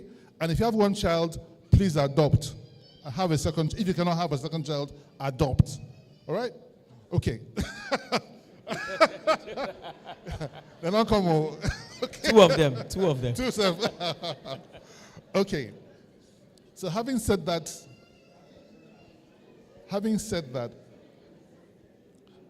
I will talk about, as you mentioned, you want to know about our industry, how with the new trend. With new trends, how you've been able to still sustain and still remain relevant and scale up. Okay. Now, you see, our company is our industry is one of the few industries that have collapsed totally and gotten reinvented. For those of you over 40, you know that the photography industry before was using cameras with film. Mm-hmm. And we started with film. Everything was easy and nice because at the time when we were using film, very few people had cameras. So everyone needed a photographer for anything. And so we had customers from everywhere coming to us. We started in Kaduna. Now, over time, because we were overwhelmed, you get to the studios in the morning, our offices, and there's a queue of people waiting from Zaria, from Kano, from different places that travel to Kaduna because we were the only ones in 1991, 2, 3, 4 who were giving a same-day service in the entire north. So those who needed images had to come to us, and it exploded our business. As time went on, we found that we could go deeper by having the processing facilities, being able to print for other people as well as ourselves. And so we invested in a lab environment, and it was amazing. That's 2 businesses. Hello, darling. Future businesswoman. And then, I'll quickly tap it. I said, you know what, this is my grandmom's story. We're in Kaduna. Let's look at other cities. Let's look at somewhere else we can do business. We went for an event in Kano in 1999, and we saw a building there. We saw opportunities there. We opened in Kano in 14 days.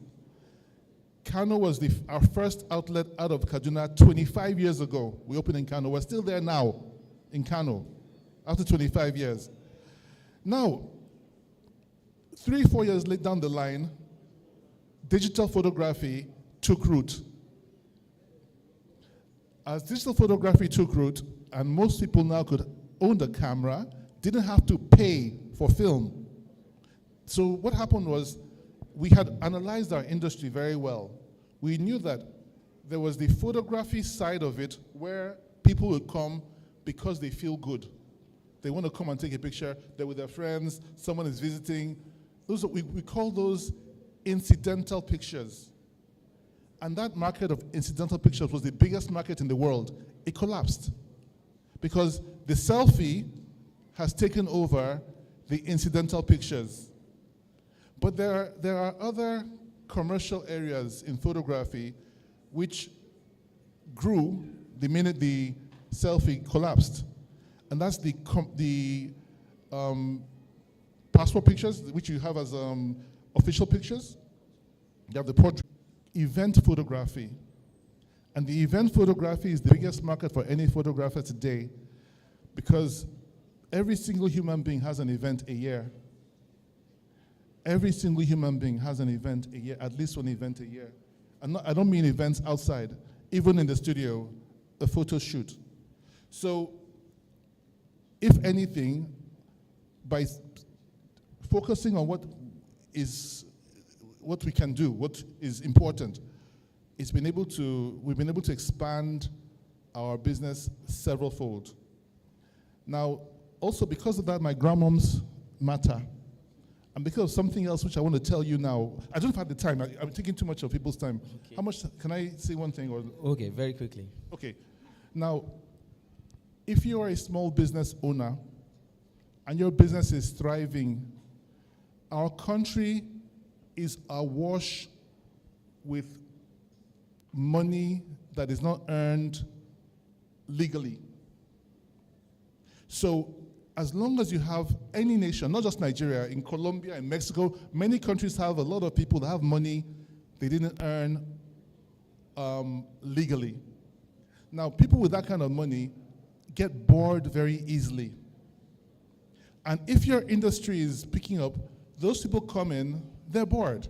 They put money into those same places, but they're not business people, they're just bored. So we've had this kind of people who come in, they would come to your company, offer your staff 5 times their salary because they're not there to make money. They're there, they want to impress their girlfriends, they want to confuse the public into thinking they're doing something legitimate. So they can come into your industry, spend 10 times because they didn't earn the money. So if you have not scaled your business to be able to withstand what happens when a predator that has unearned money comes into your space, if you've not scaled your business, you collapse. We have been attacked that way several times, but because we've scaled our business, it's a localized problem. It does not affect us as a company. Thank you very much. Thank you so much. Please, can we give him a round of applause? Practical examples. Now, because of the nature of my job, I've been able to go around the country I think almost 29 of the 36 states in the country, and I've seen that it's difficult to do business in Nigeria, to be honest. And while some people say, according to certain statistics, that it's difficult to do business in Lagos, I think we can also agree that of all the states, Lagos is one of the places where you can actually do business and thrive. From what I have seen. Yes, it's okay to give a round of applause to the state. And I'm happy that we have officials from Lagos State government here as well. And we pray and we plead that as much as we call Lagos our home, that the government will continue to make it conducive for us to do business. And, having said that, I would like to throw my next question to Mrs. Alayode. Already you have the microphone. Now, as the Executive Secretary of the Lagos State Employment Trust Fund, what role would you say the government support, or what role does government support play in helping small businesses scale during tough economic times? Thank you for that question. Good morning, everyone, and all protocols observed. I see my Egbons in the room. Ekaro, Ekason, God bless you all. So that's a very good question. And if I'm being honest, if you asked me that question a year ago, I would have had a different response. Having started at LSETF, Lagos Employment Trust Fund, since January, my eyes have been opened a whole lot. We have a very intentional government, and that's really why Lagos is a place to thrive. It's really the intentionality. At Lagos State Employment Trust Fund, our mandate is very simple. We're here to create job opportunities for Lagosians, and those job opportunities can come in the form of entrepreneurship, and it can come in the form of being gainfully employed. But ultimately, our goal is to empower Lagosians. Now, in the economic climate we find ourselves in, or specific to your question around economic challenges, one message we always share is very simple. Step out of your comfort zone. My learned colleagues here have already said it. One, you're not alone. And two, it's important that you know what you know. Now, from a government perspective, we say to our beneficiaries every day, we're here to support you. But how do we give that support if you don't come out to say, I need help? So the first thing as an entrepreneur and as a small business owner is to identify when you need support. Now, we deliver on our mandate through 4 programs. And the first program is what we call our access to capital and access to loans. And I'm very pleased to see one of our beneficiaries here. Please, can we give them a round of applause? So I believe your first loan was in 2018, and I'm putting you on the spot, and your second loan was 2022. And as I was speaking to him earlier, and I said to him, when I meet small business owners today, and I say to them, you say you want a loan, but how ready are you to get a loan from the government? And that's where I'm here to help you bridge that gap. There's certain requirements that we ask of small business owners, and it starts from knowing your numbers, adequate bookkeeping, how much do I make a day, how much do I sell a day? Until you know those, until you can keep those records, and it just needs to be a small notepad. Until you can keep those records, you can't have those conversations. So that's one. Our access to capital, we give loans from 50,000 to 5 million. But for you to access those loans, you must make sure you keep a good record of your sales, but at the same time, be in a position as a business owner to know your business. The second part is business support. I always say, not everything is about money. And please, I hope you guys don't shoot me. Not everything is about money. As a small business owner, what are you doing to better yourself? What training programs are you going on? There's so many free courses out there. How are you making sure your business is digital ready? You mentioned about marketing. It's so easy now to sell your products on social media. We have so many courses where we teach the lodgers how to go on WhatsApp to be able to sell their products on WhatsApp. So as a business owner, it's almost impossible to say you don't have any more excuse to put your brand out there. So in a challenging environment, I would say seek for support, step out of your comfort zone, and ask the relevant questions. The third element of our program is what we call Lagos Innovates, with its technology, and this is targeted at the youth. Every youth right now, you have no business being at home. You literally have to find an avenue, join an association, join a group of people that would help you with those necessary skills to start your own business or to get the skills to be gainfully employed.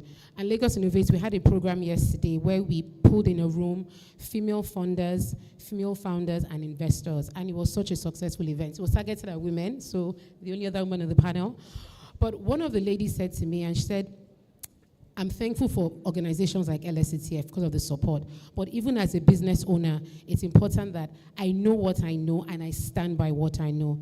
It's no point looking at your competitors and saying, what are they doing? Why can't I do it? And one thing she said she learned over time is when she stood in front of us, I think 3 years ago, to apply for a loan, she basically was telling us that I want a 5 million loan. But we said to her, we can only give you 3 million because looking at your numbers, we know you can only pay back the 3 million. So what am I saying? Step out of your comfort zone. We're here to help. We're here to support. And it's important that you find the right support that works for you. Don't look at your neighbor. Don't look at the next person beside you. Stay in your lane and you learn over time. Thank you. Thank you so much. Thank you so much. Mrs. Wokola, I'll come to you. Could you kindly tell us, from your own experience at Faith Foundation, what advice, do you have for small businesses, business owners looking to scale during these tough economic times? And if you very quickly, just tell us what Faith Foundation does so that people can understand where you're coming from. Thank you. So I will start with that. Faith Foundation is a 24-year-old nonprofit. We were founded by Mr. Fola Adiola, who is the co-founder of GT Bank. And Faith Foundation, everything we do at the foundation is geared towards ensuring businesses can start, grow, and scale sustainably in Nigeria. We have 3 divisions. You have the Faith School of Entrepreneurship, where we provide an array of different capacity building programs to equip entrepreneurs. She made reference to that, being able to better yourself and build knowledge. So we have that. And then we have the Faith Institute division that deals with data, research, analysis around entrepreneurship, geared towards improving the business environment in Nigeria. And then we have the Faith Giving division that focuses on the next generation. I see young people at the back, focuses on the next generation of future entrepreneurs. So in a nutshell, that's Faith Foundation. Now, how do we, what type of advice do we give our businesses to ensure they survive in tough economic times? First would be to have a resilience and innovation mindset. Everything we do at Faith Foundation is geared towards building entrepreneurs that run business with that mindset. When COVID happened, nobody planned for it.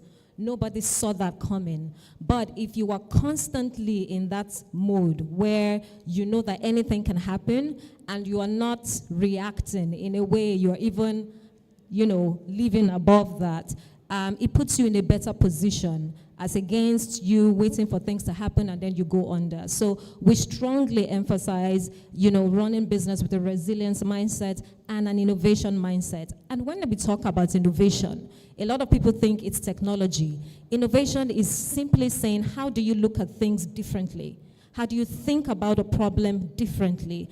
How do you look at something with a different lens and apply new thinking, a new method or approach to doing something? And so that's what innovation is, right? You're surviving in a tough environment. But guess what? As tough as it is, there are also opportunities opening up, right? I'll give you an example. Last year, when we had the introduction of the new Naira, and there was Naira scarcity, a lot of people thought, technology is a problem. But guess what? Everybody was adapting. Even the woman on the street selling apples by your junction of my street, for example, let me use that. Everybody adapted. She got POS. And guess what? People who didn't have banks, right? You had the likes of OPay, the likes of PalmPay, all of these tech platforms come up during that time. Why? Because there was a gap. Why? Because there was a need. And it happened because of that policy or that and the implementation of that policy that happened. And so the question is, as a business, if you have that innovation mindset, is that you are looking for opportunities even in the midst of challenges, and you're positioning yourself to take advantage and to leverage those opportunities. 2 other things that I will mention. One would be collaboration and strengthening relationships. And Madam Keynote Speaker emphasized that when she spoke. It's that in tough economic times, you want to find where you can collaborate. So for example, you have a lot of business membership organizations that exist where if you hide or you become a member of a BMO, one, they provide access to markets for you, right? One, they can fight for you when it comes to, for example, he talked about tax. They can be your voice. So you want to do that. Find where you can align your strengths, And so I think in a nutshell, for me, those would be 2 major areas that I would focus on for when it comes to advising young businesses on how to survive. Thank you. Thank you very much. Please, can we give her a round of applause as we, move on and try to wind this up? Before I come to Mr. Aruko, so one of the panelists said something about evolving and learning how to, I think it was from Studio 24, learning how to evolve, in your businesses. In 2020, the station I worked with did a small documentary on cab drivers in Lagos. If you remember from way back, even from the song Taxi Driver, all the cabs we know are black and yellow in Lagos. And then from 2014, 2015, we heard of Uber. And then there was Bolt, and then the other ones. Now, in the documentary we did, the old cab drivers kept on blaming the Uber drivers for taking their businesses. And they were saying things like, oh, even they don't feed well. The basic food for Uber driver is Gala and Pepsi. I remember those were their words. And I was involved in that documentary, and we were smiling. But one of the young taxi drivers made mention of evolution. He said, your business is not going to remain the same for 20 years, just as your body will not remain the same for 20 years. If you don't improve your body will diminish. The same way, if you don't improve your business will diminish. And he rounded up by saying that he started with taxi driving, yellow and black, but when Uber came, he saw that that's going to be the future. So what did he do? He had to learn how to use that so that he can improve his business. So he says, sometimes he will go offline and drive his normal taxi like yellow and black, and sometimes he will use the phone and drive Uber or drive Bolt. But the bottom line is, whatever business you are doing, know that it will not remain the same. You would have to evolve. I want to thank you again, Mr. Oputa, for talking about evolution and how your business grew from using film to what it is now. And that's one thing I would like to put out for young business owners. Moving to Mr. Arukoso, just as we're quickly moving on, are there any regulatory hurdles? I know that when it comes to businesses and the law, sometimes people try to avoid certain things. People don't want to get involved in legal actions. People don't want to get involved. And then sometimes people try to jump or cross certain legal hurdles in their businesses that will come back to haunt them eventually. So very quickly, I'd like you to please tell us, are there any regulatory hurdles or compliance issues that entrepreneurs or small businesses need to be aware of? I think the first one is whatever industry you are in, you need to know the regulatory authority that governs it and make sure you comply. People always talk of free market. There is no free market that government is not interested in protecting members of the public. So you need to do your investigation. Even if you are selling pure water, there's NAFDAC. So you need to find out, you need to know the cost for that. Definitely taxes. You are not going on free roads. You need to know the taxes applicable to your industry and the most optimum way to comply. Like I mentioned earlier on, company income tax is 30%, education tax is 2%, and it goes on and on. If you are using your personal name, it will be 20%. If you are using, you need to find out. And they don't like speaking to lawyers, so they can always go to organizations like Faith Foundation, Employment Trust Fund, that can also offer free advice. And thank God for the internet. You can go online as well, put in the keywords, you will find out. I think regulation, taxes, also the cost, of doing business. I always mention that is either you are increasing your revenue or you are lowering your cost. If you need 2 people, don't go and hire 5 so that you have the bragging right of saying I have 5 employees. Don't cut your clothes according to your size. Cut it according to your material. Those are the 3 things I would like to mention. Thank you so much, sir. Quickly moving, I'm trying to save time so that we can keep at least 10 minutes for question and answer. I would like to ask Mr. Oputa, we've seen the use of technology phenomenally increase people's businesses, whether big or small. Somebody even spoke about POSs here and there. Now I want to talk about small kinds of technology, particularly the internet. Almost everybody here has talked about the use of internet. While we're sitting down, somebody behind me was saying her 86-year-old mother goes to Instagram, right? And we all have seen that these are the ways by which we can actually advertise our businesses. How important, is the use of social media, particularly, to scaling up businesses in this day and age? And if you may, within that breath, how are people using it wrongly, so that even though they are there, their businesses are not doing well? Thank you. Okay, good afternoon again, everybody. There are a couple of things that I have to say, because I'll be doing the public a disservice if I don't share this information. First of all, because we're talking about scaling business, the number one impediment to scaling your business in Nigeria, not everywhere else in the world, because of the economy, the number one impediment to scaling your business is the fact that we've lost a generation of young people. We've lost them. Okay, they're not dead, they're alive, but we've lost them. The moral fabric has collapsed, part of the economy, but that's what's happened. So the more people as you interview people, you meet people, you hire people, you find that there's a mindset that condones crime amongst young people. There's a mindset that says, you know what, these people are big people. They have money. We don't have. We can steal some money.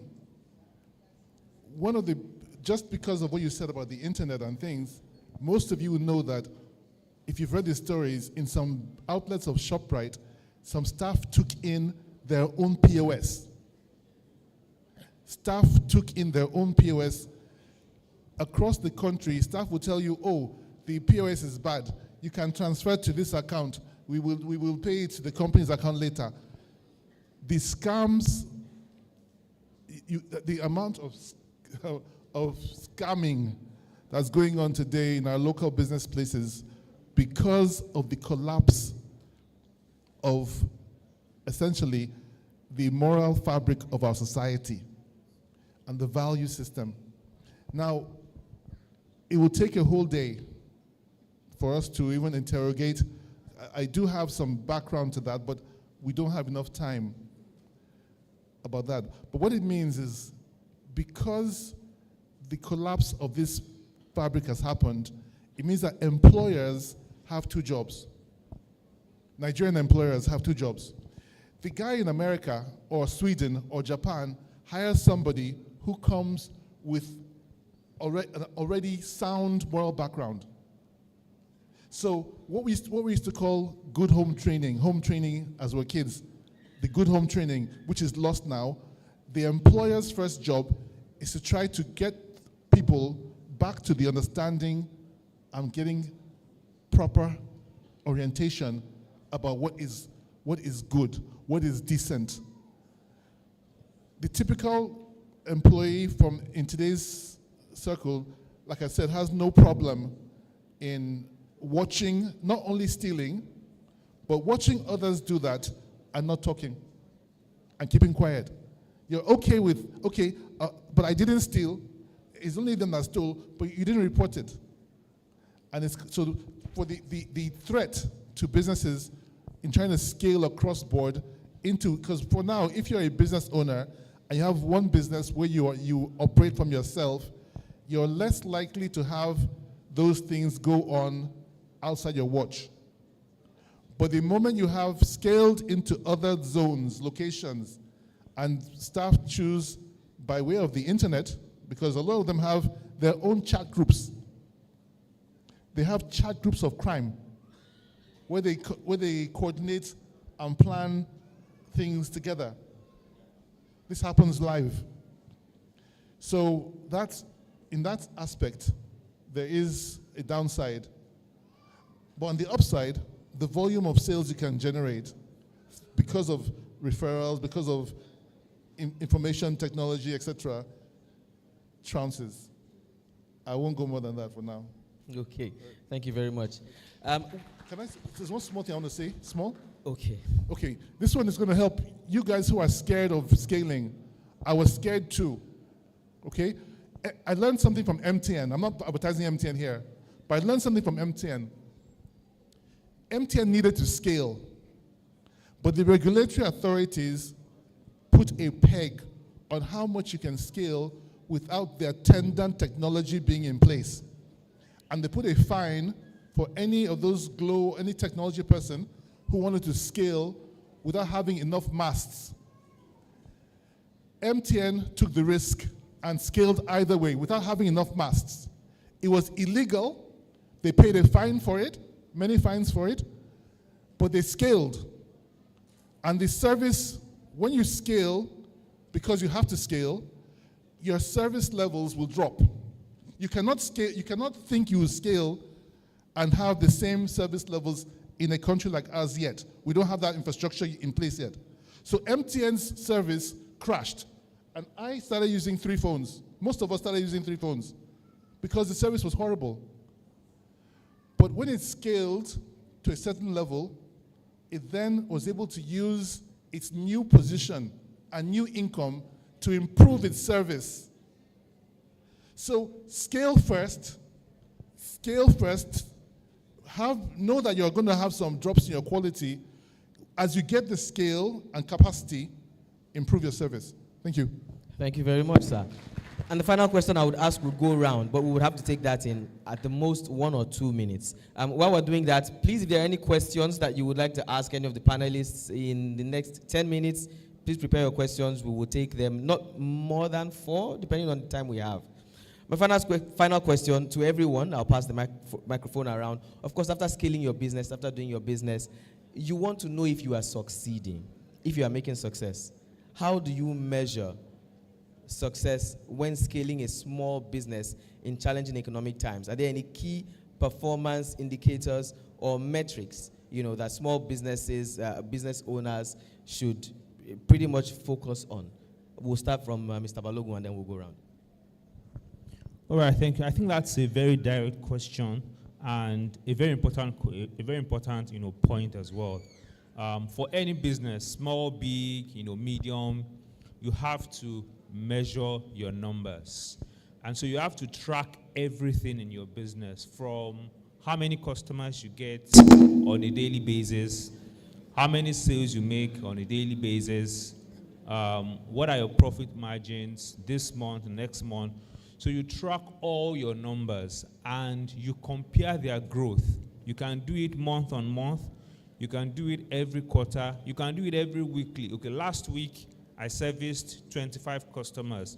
This week I serviced 20. Why did 5 drop? What can I do about it? Then you measure it the next week. Oh, it goes to 30 the next week. When you track your numbers that way, it's easier to ask yourself, what did you do well? What did you not do well?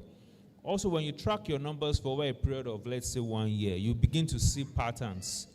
They are based on the kind of businesses you do. For example, when everybody was complaining that Lagos is hot, I didn't like the heat, but my business liked the heat because sales of water in my outlets went through the roof. Sales of juices and smoothies, cold drinks went through the roof.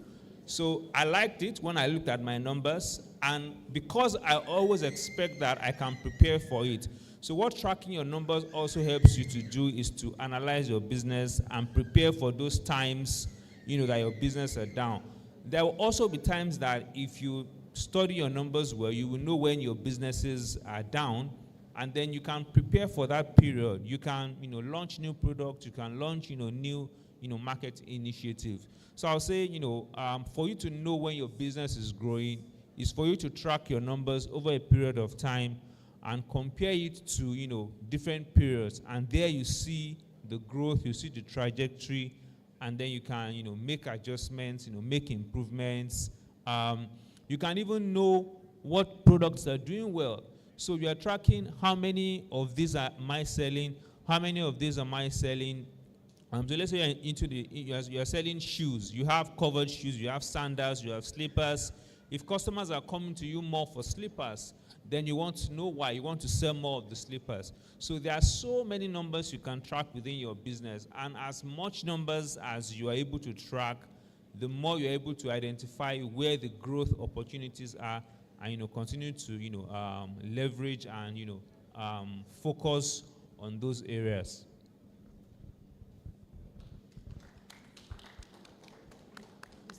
Same question. Okay, so just 1 minute. Sorry, if you have any more questions for LSETF, my guys are at the back, so I just thought I'll highlight that. So I think for us, what I would say is, because we see beneficiaries, small businesses every day, and they come to us and say, oh, but I want to open another shop, I want to open another supermarket or whatever. And our question is, how ready are you? So it's important you know that you're really ready to scale. And I think your question was, imagine after you've scaled, right? What do you do? How do you measure that exactly? So it's quite simple. Listen to the voice of your customers. We say to people every day, do you actually seek feedback from your customers? Do you seek feedback from your other stakeholders, whether it's your retailers, your wholesalers, anyone that's bringing value to your business? Seek feedback from them and always ask questions. And then last but not least, for the small business owners out here, please never be scared of scaling. There are people out there to help you scale for a reason. Don't be afraid to scale. Thank you.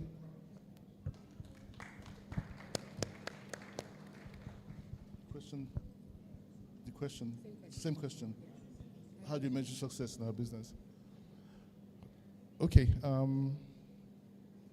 I guess I measure success in our business by, in our case, when we go to a new place, a new environment, we look at the marketplace, we look at what others are doing in that environment. We set up our business and we see how it pulls traffic. The traffic we pull, we ask questions from the people that visit us, and we're able to quickly see, because something that happens is that if you have 10 businesses, none of them gets the same kind of sales. They all have different sales. If you have 50 businesses, 50 of them you have those that are the core centers. And those core centers carry along and make up for the weak centers. They make up for the weak centers. So you want, I overheard my brother here earlier on saying scaling if it's not profitable. Profit is relative. What you need to make sure you're doing is you're creating a valuable business. As you're creating a valuable business, it may not seem profitable as it is valuable. Let me try and quickly, so it's very important you catch this. Most of the companies you hear about on the New York Stock Exchange and all that, as a child, I wondered, why is it that the airlines are always saying they're not making profit, but they won't close down? Why don't they close down? They're not making profit now. They should go home and sleep. But they never close down. This is 30 years, this is when I was a child. 30 years later, they haven't closed down. Because you see, what they're doing, they're creating shareholder value. They're creating shareholder value because your ultimate aim as you're scaling your business is to create a business you can sell. Create a business you can get others to buy into. The value they get, the shareholders' value is so high, most shareholders now don't even look at the dividends as profit. They look at, I bought it at $10, it's now $20. And most times in a volatile trading environment, the person who buys the stock is not the same person getting the dividends next year. He has sold, they're moving on. So the value you're trying to create by expanding. And the last thing, which my sister here needs to hear, you see, not everybody can be an entrepreneur. We have a skill set paucity. We don't have the skill sets we need to drive business in this country. We don't have that skill set in place. So a lot of people we're supposed to be creating are people that we create to feed into businesses that are actually able to take them on. So who is creating the right kind of employees, the workforce that we need to engage? When you have businesses like SoFresh, for example, the business is a known brand. In Nigeria, this company is being stifled in Nigeria. The same kind of business in America is a company called Panda. When you have time, Panda Express, 2,500 outlets. SoFresh can have 600 outlets in this country and employ 20,000 people. It's possible. It can be through franchising, could be through other support, but SoFresh can have 600 outlets. Studio 24 can have 1,000 outlets in Nigeria. So businesses that have already shown promise, you guys in government, you state government people, if you can support those businesses, and they will then take on staff from LSETF's training and put directly into jobs. I won't say more.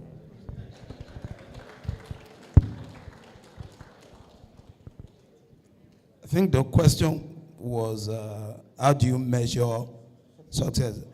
I think for us, in our own firm, we use what we call the triple bottom line reporting, which means we look at our profitability, we look at our social impact, how many interns did we take in the year. We also look at our relationship with our society. Did we represent anybody for free? It's part of our social goals. How well are we treating our staff? Then we get an outsider to measure those things. Of course, the accountant or the auditor will do the financial one. Then you have a sustainability expert that will measure the social goals and see how well we're doing as far as impact is concerned. And for us, not anybody can make money, but you're not doing anything if you're just making money and you're not impacting your environment. Nobody is benefiting. So that's how we measure success, and that's what I usually advise. I call it triple bottom line, financial, social, and environment. Thank you. Thank you. So I left out a point to my earlier question. I wanted to make 3 points, and so I'll quickly just re-echo that before I come to this question. So the earlier question was around what advice do we give to small businesses looking to scale in tough economic times. And I'd said 1, run your business with a resilience and innovation mindset. 2, seek collaborations. 3, we'll be looking to diversify. So as much as possible, if there's something you can do alongside your business, what you're currently doing, you want to look into opportunities like that. Now, with regards to how can businesses measure success in these difficult times, I completely align with the thoughts of the CEO of SoFresh in terms of tracking your numbers, because numbers don't lie. And that's just it. I work with a lot of data, and data doesn't lie. So once you track your numbers, it gives you information. And he listed a whole array of areas you can look at. I would just focus on 1, your digital footprint, excuse me, your digital footprint, and then also policies within your environment. And I mentioned digital footprint because in my interaction with entrepreneurs, I find that a lot of entrepreneurs have social media pages, they open them up, but they don't take them serious. Those who are taking it seriously, the younger ones, yeah, but then you have a whole different segment of entrepreneurs who just open them up and are not taking it seriously. That's a whole gold mine that you're ignoring, right? So in alignment with the points that have already been made in terms of tracking your numbers, you want to also revisit those social media pages that you've opened and you've left lying dormant, right? How do you use them to your advantage? And that way, in terms of tracking, is that you're also tracking the numbers from there. How many followers have you made? How many people, what's your engagement looking like? And then that engagement, how does it convert? What's the conversion rate to actual purchase of your products, right? So you want to keep track of that. The other thing you also want to keep sight of is the policy environment, the policy and regulatory environment in which your business operates or your business is situated. A lot of businesses ignore this part. And again, we understand that as an entrepreneur, you're focused on running the business, which is quite tough. very understandable. But you also want to keep your eye on the policies and the regulatory environment that you're operating in. What is happening? What new policy has been introduced? How will that policy impact your business? How do you quickly adjust, right? So these are some points that you can keep in mind in terms of measuring success. Thank you.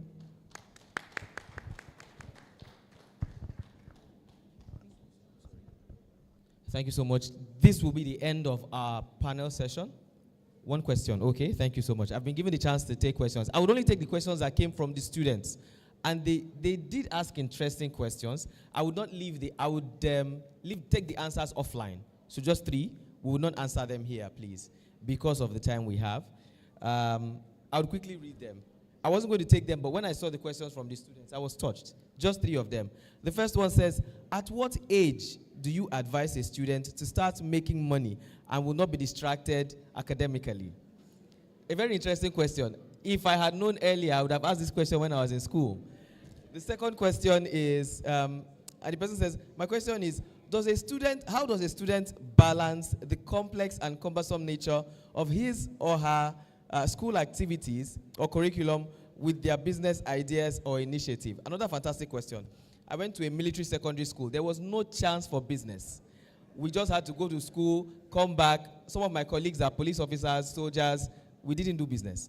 And the third one says, what can one do in a situation of Nigeria's economy where government does not, I can't say this clearly now, I think it says in the capacity of Nigeria, where the government does not provide or encourage one to patronize in locally made products to become an entrepreneur. I think this person is talking about encouraging locally made products. So you see 3 amazing questions by the students. Can you please put your hands together for yourselves? Unfortunately, we don't have enough time. I don't know how we can get the answers of these questions across to them, maybe via our social media handles.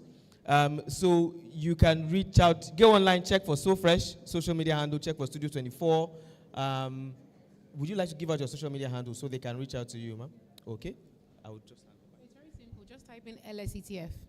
LSETF, Lagos State Employment Trust Fund. And we're at the back, so please come around and ask loads of questions. Thank you. Mr. Rukosu, could you give your social media handle maybe so that the students can reach out to you?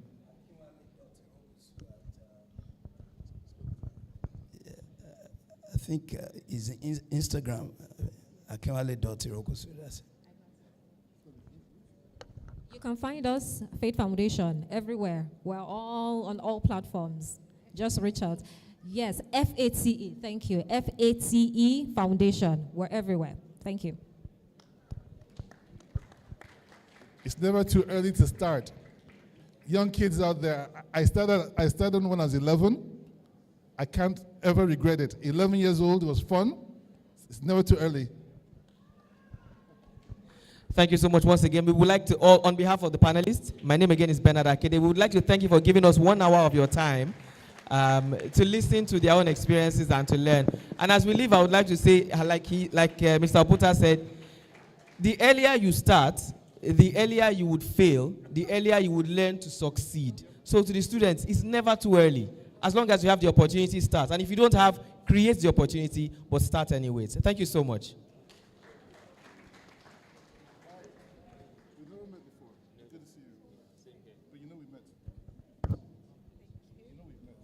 Please let's give another round of applause to all our panelists. And if you could please indulge us for a moment, please just remain on stage. We have appreciation plaques and awards for each of you because this was a very interesting, very insightful session. And I love the fact that it was so fundamental that even the students here were able to learn and ask questions. Please, another round of applause for all our panelists. Okay, so to present the Appreciation Award to Mr. Olagoke Balogun is Mr. Abiodun Muritala. A round of applause, please, as he comes up.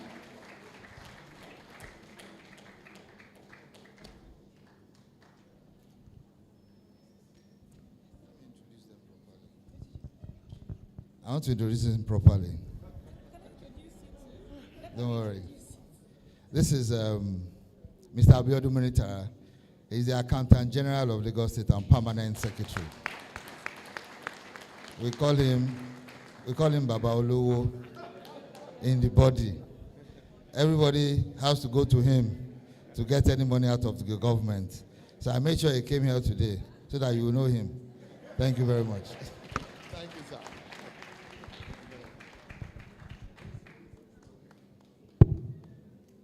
Congratulations, Mr. Olagoke Balogun. This is a word of appreciation in grateful recognition of your invaluable presence and contribution as a panelist at the 6th AM Agoro Entrepreneurship Lecture Series, dated 20th April 2024. Congratulations.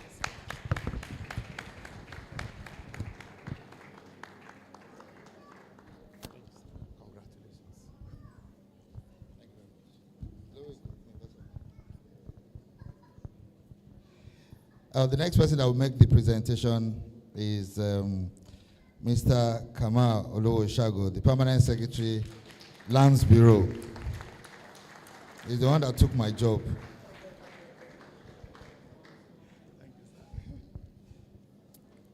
Mrs. Amaka, so on behalf of AMALS, this is an award of appreciation to you in grateful recognition of your invaluable presence and contribution as a panelist here today. Congratulations and thank you.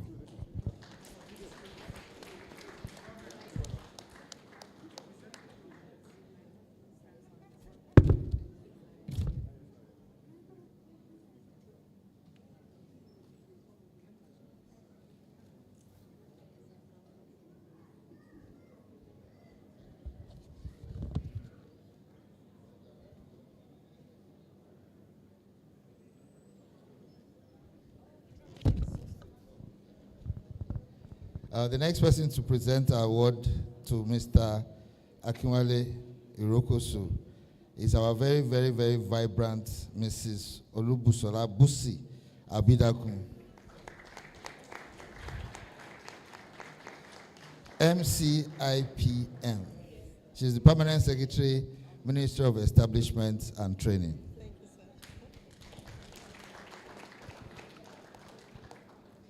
Thank you very much, Mr. Akinwale Irokosu. Thank you for all that you've been doing. Thank you for today's talk. I'd rather say talk and advice. And so this is an award of appreciation presented to you, the managing partner of Probitas Partners LLP, in grateful recognition of your invaluable presence and contribution as a panelist at the 6th AMALS series. Thank you very much.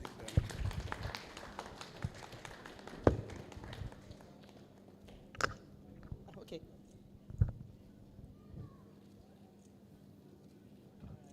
Thank you. Okay, that's it. Thank you so much.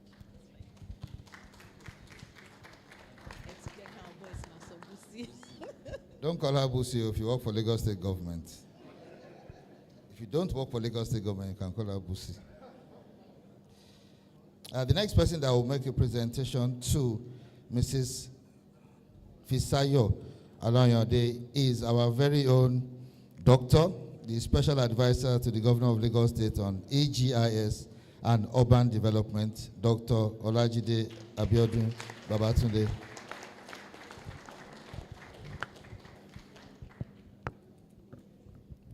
Hi.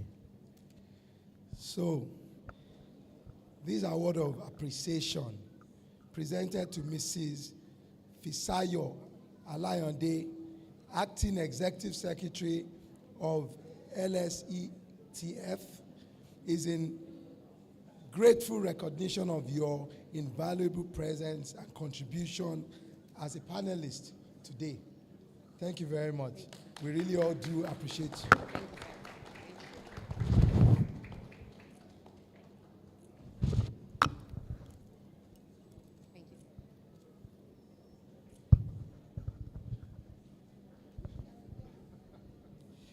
I want to crave the indulgence of one of our leaders in the party and our Egbon to make a presentation to Mr. Ifeanyi Oputa. I crave the indulgence of the former Commissioner for Home Affairs, Mr. Oyinlomo Oyinio Damole.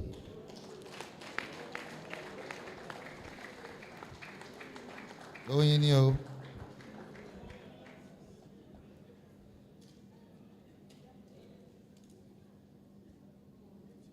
No more.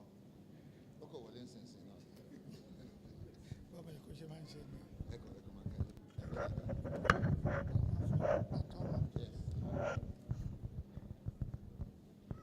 Good afternoon, Mr. Okuta. On behalf of Agoro Entrepreneurship Lecture Series, 6th session, I am glad to present this award to you in recognition of your invaluable presence and contribution as a panelist to this program. When I came in, I can see you've done wonderfully well. You are so confident about what you are doing. You are confident about your answers, and I hope the guys you are talking to, those young ones, they must start getting confidence to do what they believe in. Congratulations once again.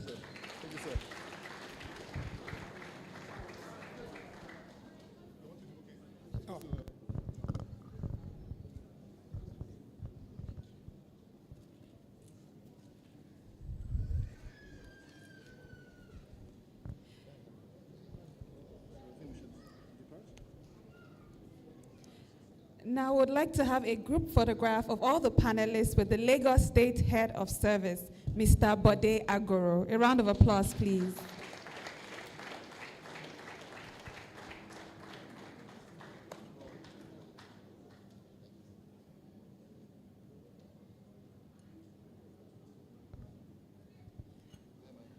The panelists, please display your plaques for this group picture. Thank you.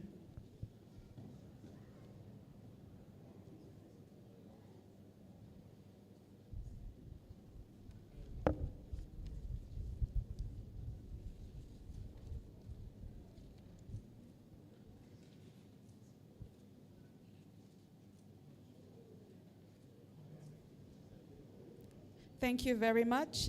And finally, the last set of pictures we will take. The students from Avatar College and Highworth College who are present here have requested a photograph with the panelists. So if you would please indulge them, we'd like to have the students come forward very quickly in an orderly fashion so we can take the photograph very quickly. A round of applause, please.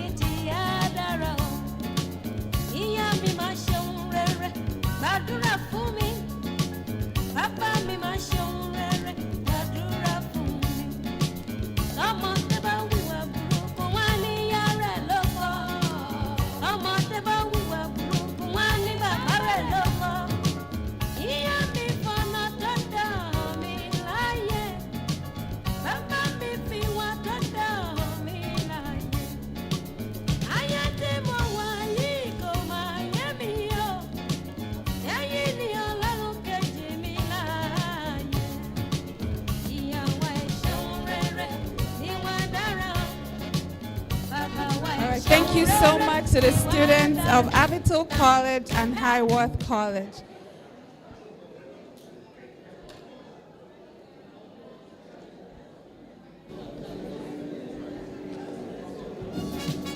All right, thank you so much, ladies and gentlemen. If we could all return back to our seats as we're getting ready to close the program.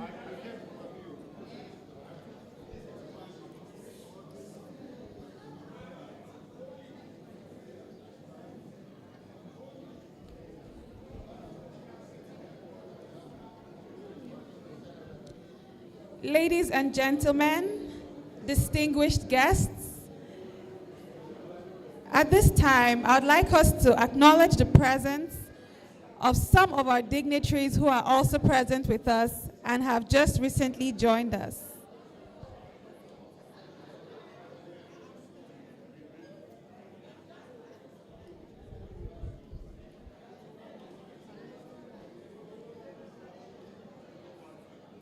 All right, ladies and gentlemen, distinguished guests, if we could all please return to our seats for the continuation of the program.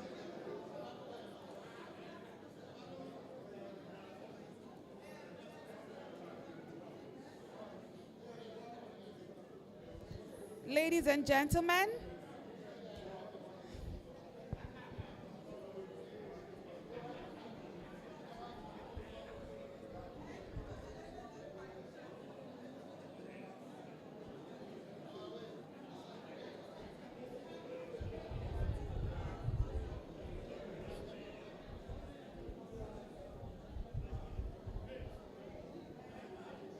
thank you so much, ladies and gentlemen. We shall resume the photo session after the event closes.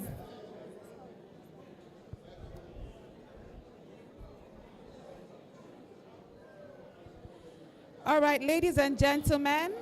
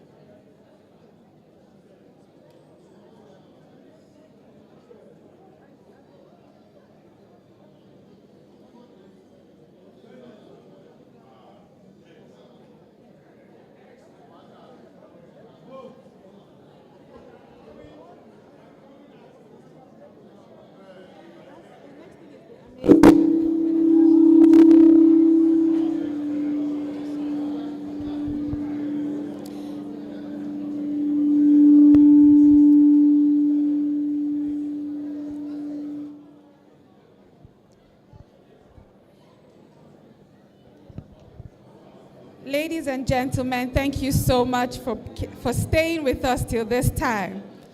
The next item on the program is the introduction of the Amacy. And to tell us more about that is Mrs. Karima Okoala. A round of applause, please, for her as she comes up.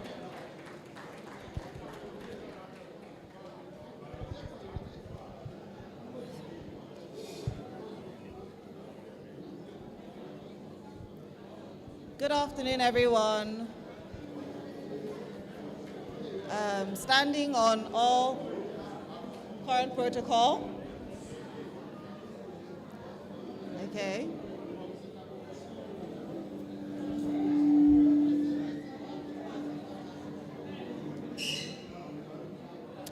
Right, okay, so on the tail of the AM Agoro Entrepreneurship Lecture Series, a brainchild came about known as the AM Agoro Entrepreneurship Support Initiative, also known as Amacy. The concept behind Amacy is empowering small businesses. It's a support initiative that the AM Agoro family is committed to drive the empowerment of small businesses.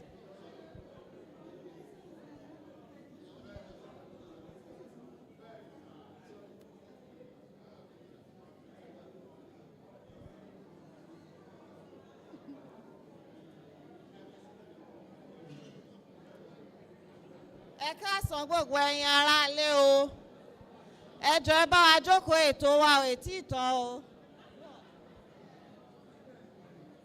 What?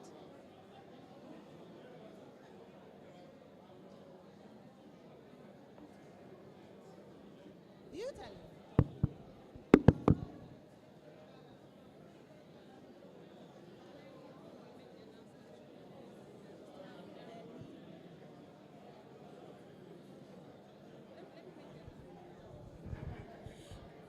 Good afternoon to all our guests. If I could please have your attention for a moment, please. Ladies and gentlemen, if I could please have your attention for a moment. The program is not yet over. We still have a very important segment coming up. So please let us return to our seats so that we can close the program before we take off.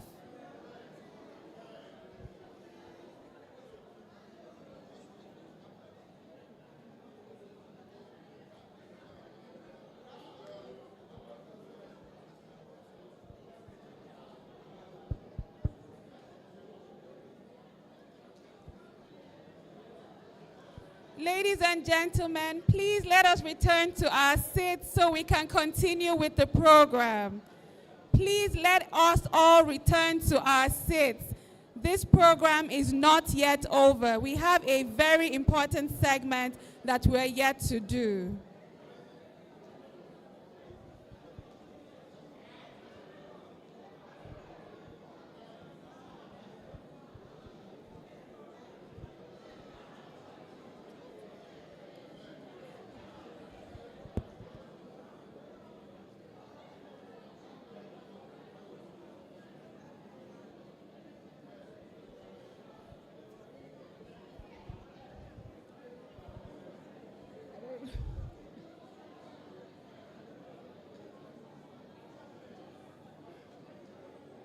Morayo.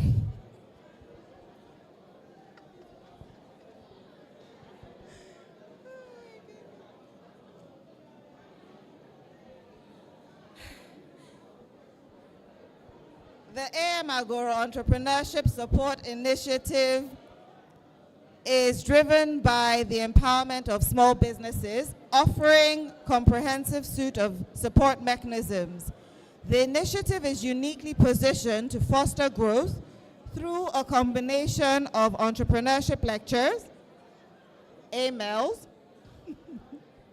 grants, mentoring programs, and business training, shaping a holistic approach to entrepreneurial success.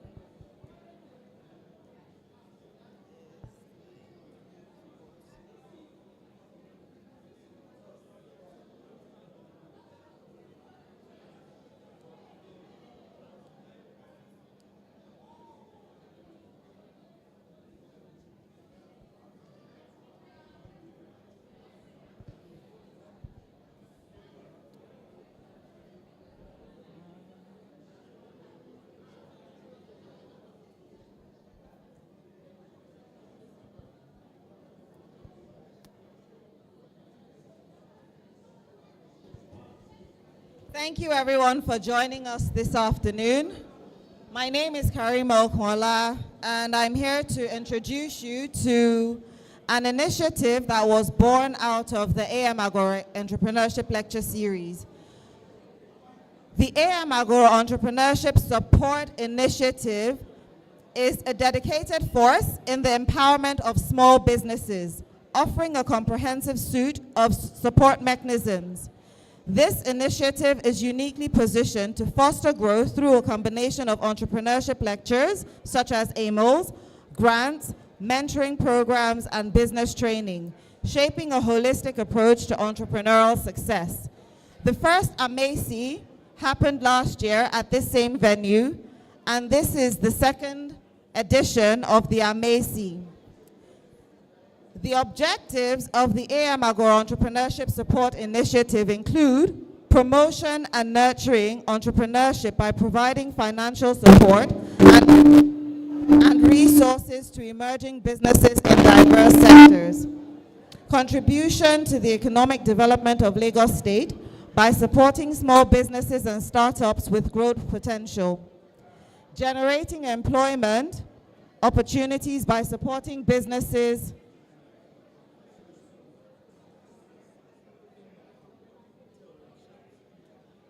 Can we please sit down? Can we please sit down? Thank you. The program isn't over quite yet. Can we please take our seats?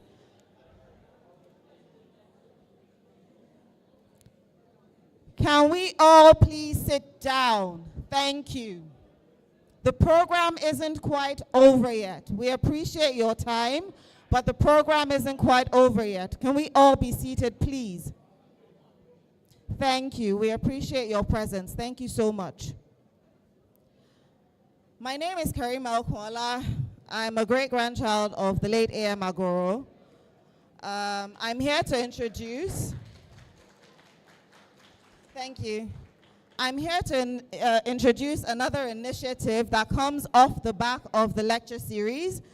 This initiative is called the A.M. Agoro Entrepreneurship Support Initiative. Now, it's a force that is dedicated to the empowerment of small businesses, offering a comprehensive suite of support mechanisms.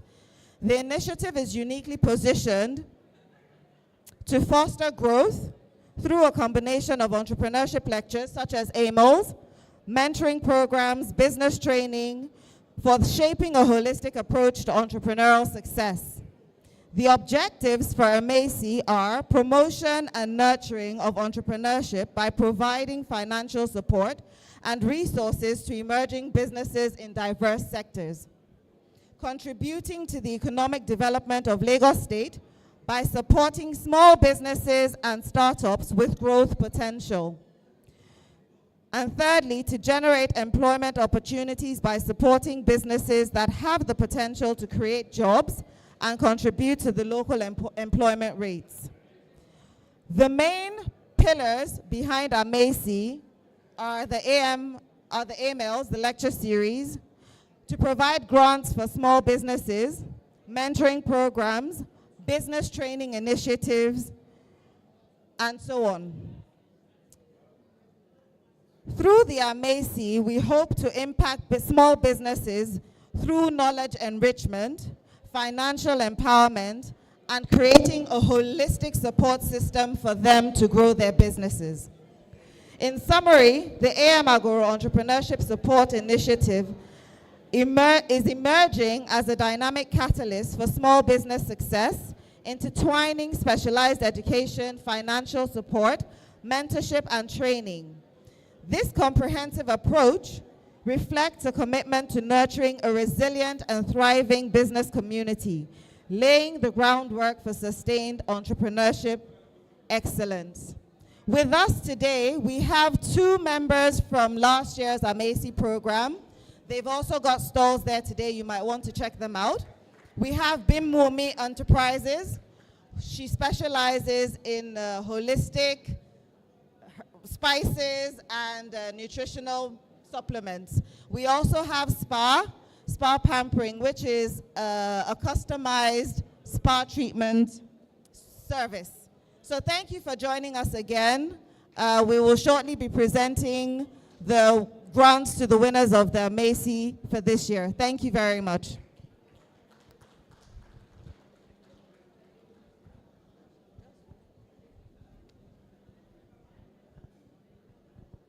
Please let's give another round of applause to Mrs. Karima Okwala. It is worthy of mention that she is the great-grandchild of A.M. Agoro. Another round of applause, please. Just as Mrs. Okwala has said, we will now be giving out the grant awards to all the beneficiaries. So at this time, I'd like us to give a warm round of applause as I invite all the beneficiaries of the Amacy grant for this year. I would call out their names as they will come forward one after the other. Please let's make welcome Ms. Adesola Ajayi. A round of applause, please, as she comes forward.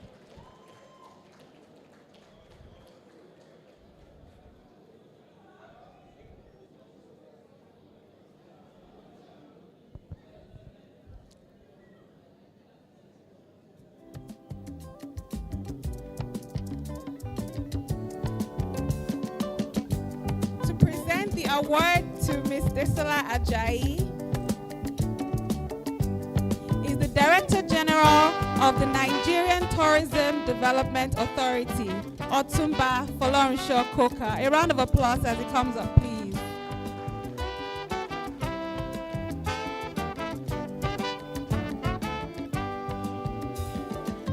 Ms. Adesola Ajayi is a prominent fashion designer celebrated for her exquisite designs, which she tailors for the refined woman. And she is a beneficiary of the 2024 Amacy Grant. A round of applause for her once again.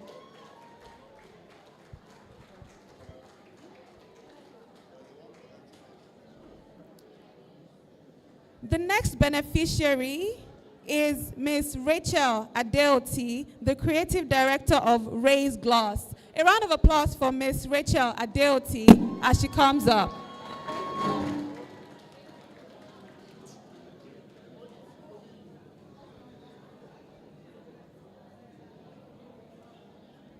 Please let's welcome Rachel Adeoti of Raise Gloss, which produces high-quality products that enhance the beauty and confidence of customers.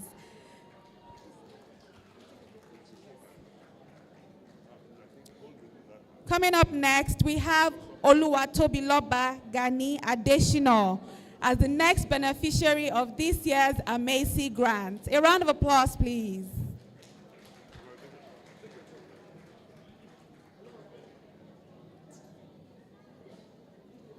Oluwatobiloba produces Choices Naturals Hub Limited. Let's make her welcome. Please hurry up as you come to get your award. Up next, we have Abdul Wahid Ainde Jamiu, who is the owner of Wow Livestock. In case you saw any of the animals out there, he's the one who owns that company. A round of applause for him, please. Abdul Wahid Ainde Jamiu.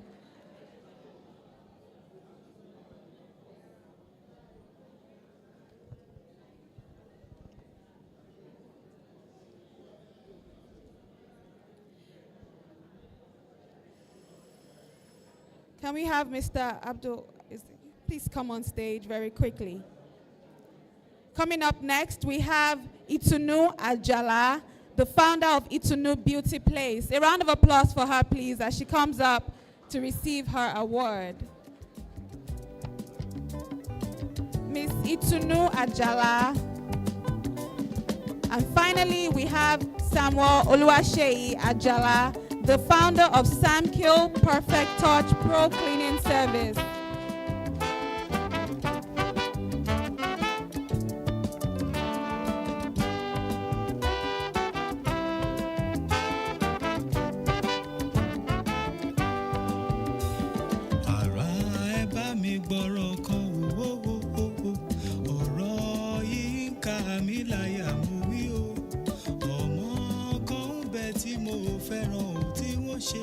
Samuel Oluwaseyi Ajala, the founder of Sam Kale Perfect Touch Pro Cleaning Services. A round of applause for him, please.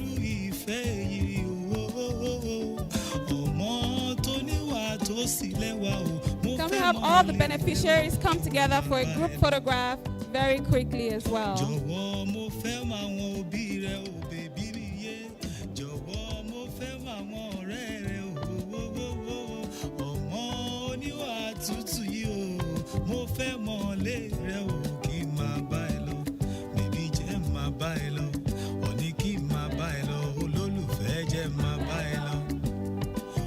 Congratulations to each and every one of you.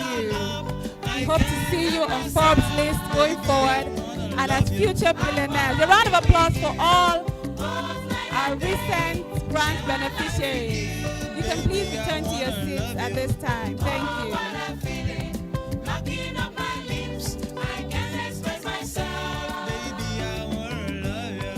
Gentlemen, on behalf of the entire AM Agoro family, and as the curtains draw on our very successful 6th AM Agoro Entrepreneurship Lecture Series, I and the rest of the family stand before you with hearts full of gratitude and admiration. On behalf of the organizing committee, I extend my sincerest thanks to each and every one of you for gracing us with your presence and making this event a very, very resounding success. First and foremost, we would like to express our deepest gratitude to our distinguished chairman of the event, Alhaji Musiliu Smith, for your invaluable presence and unwavering support through this journey. Your wisdom and guidance have been instrumental in shaping today's event. A heartfelt thank you to our esteemed special guest, Mr. Kola Adeshino, the board chairman for the Ikeja Electric Distribution Company, for sharing your insights and expertise with us. Your presence has added immense value to our discussions. We would also like to extend our gratitude to Mrs. Wuraola Adekumbi, our esteemed keynote speaker, for your inspiring words and thought-provoking insights. Your passion for entrepreneurship has ignited a flame within each and every one of us. To our esteemed panelists and moderator, thank you for your valuable contributions and engaging discussions. Mr. Ifeanyi Okuta, Mrs. Amaka Nwokolo, Mr. Wale Irokosu, Mr. Olagoke Balogun, Mrs. Feishayo Alayonde, and Mr. Bernard Akede. Your expertise has enriched our event beyond measure. We thank you. A special thank you to the members of the AM Agoro family who worked tirelessly behind the scenes to organize this event. Your dedication and hard work have not gone unnoticed, and we are grateful for your unwavering commitment, as always. Last but certainly not least, we would like to thank each and every attendee for your participation and engagement. Your presence has made this event truly memorable, and we hope that the insights gained today by all will continue to inspire and empower you on your entrepreneurial journey. May the lessons learned and connections forged serve as catalysts for positive change in our business and communities. Thank you once again, and here's to the continued success of the AM Agoro Entrepreneurship Lecture Series. Thank you all, and we wish you safe journeys back. Thank you so much.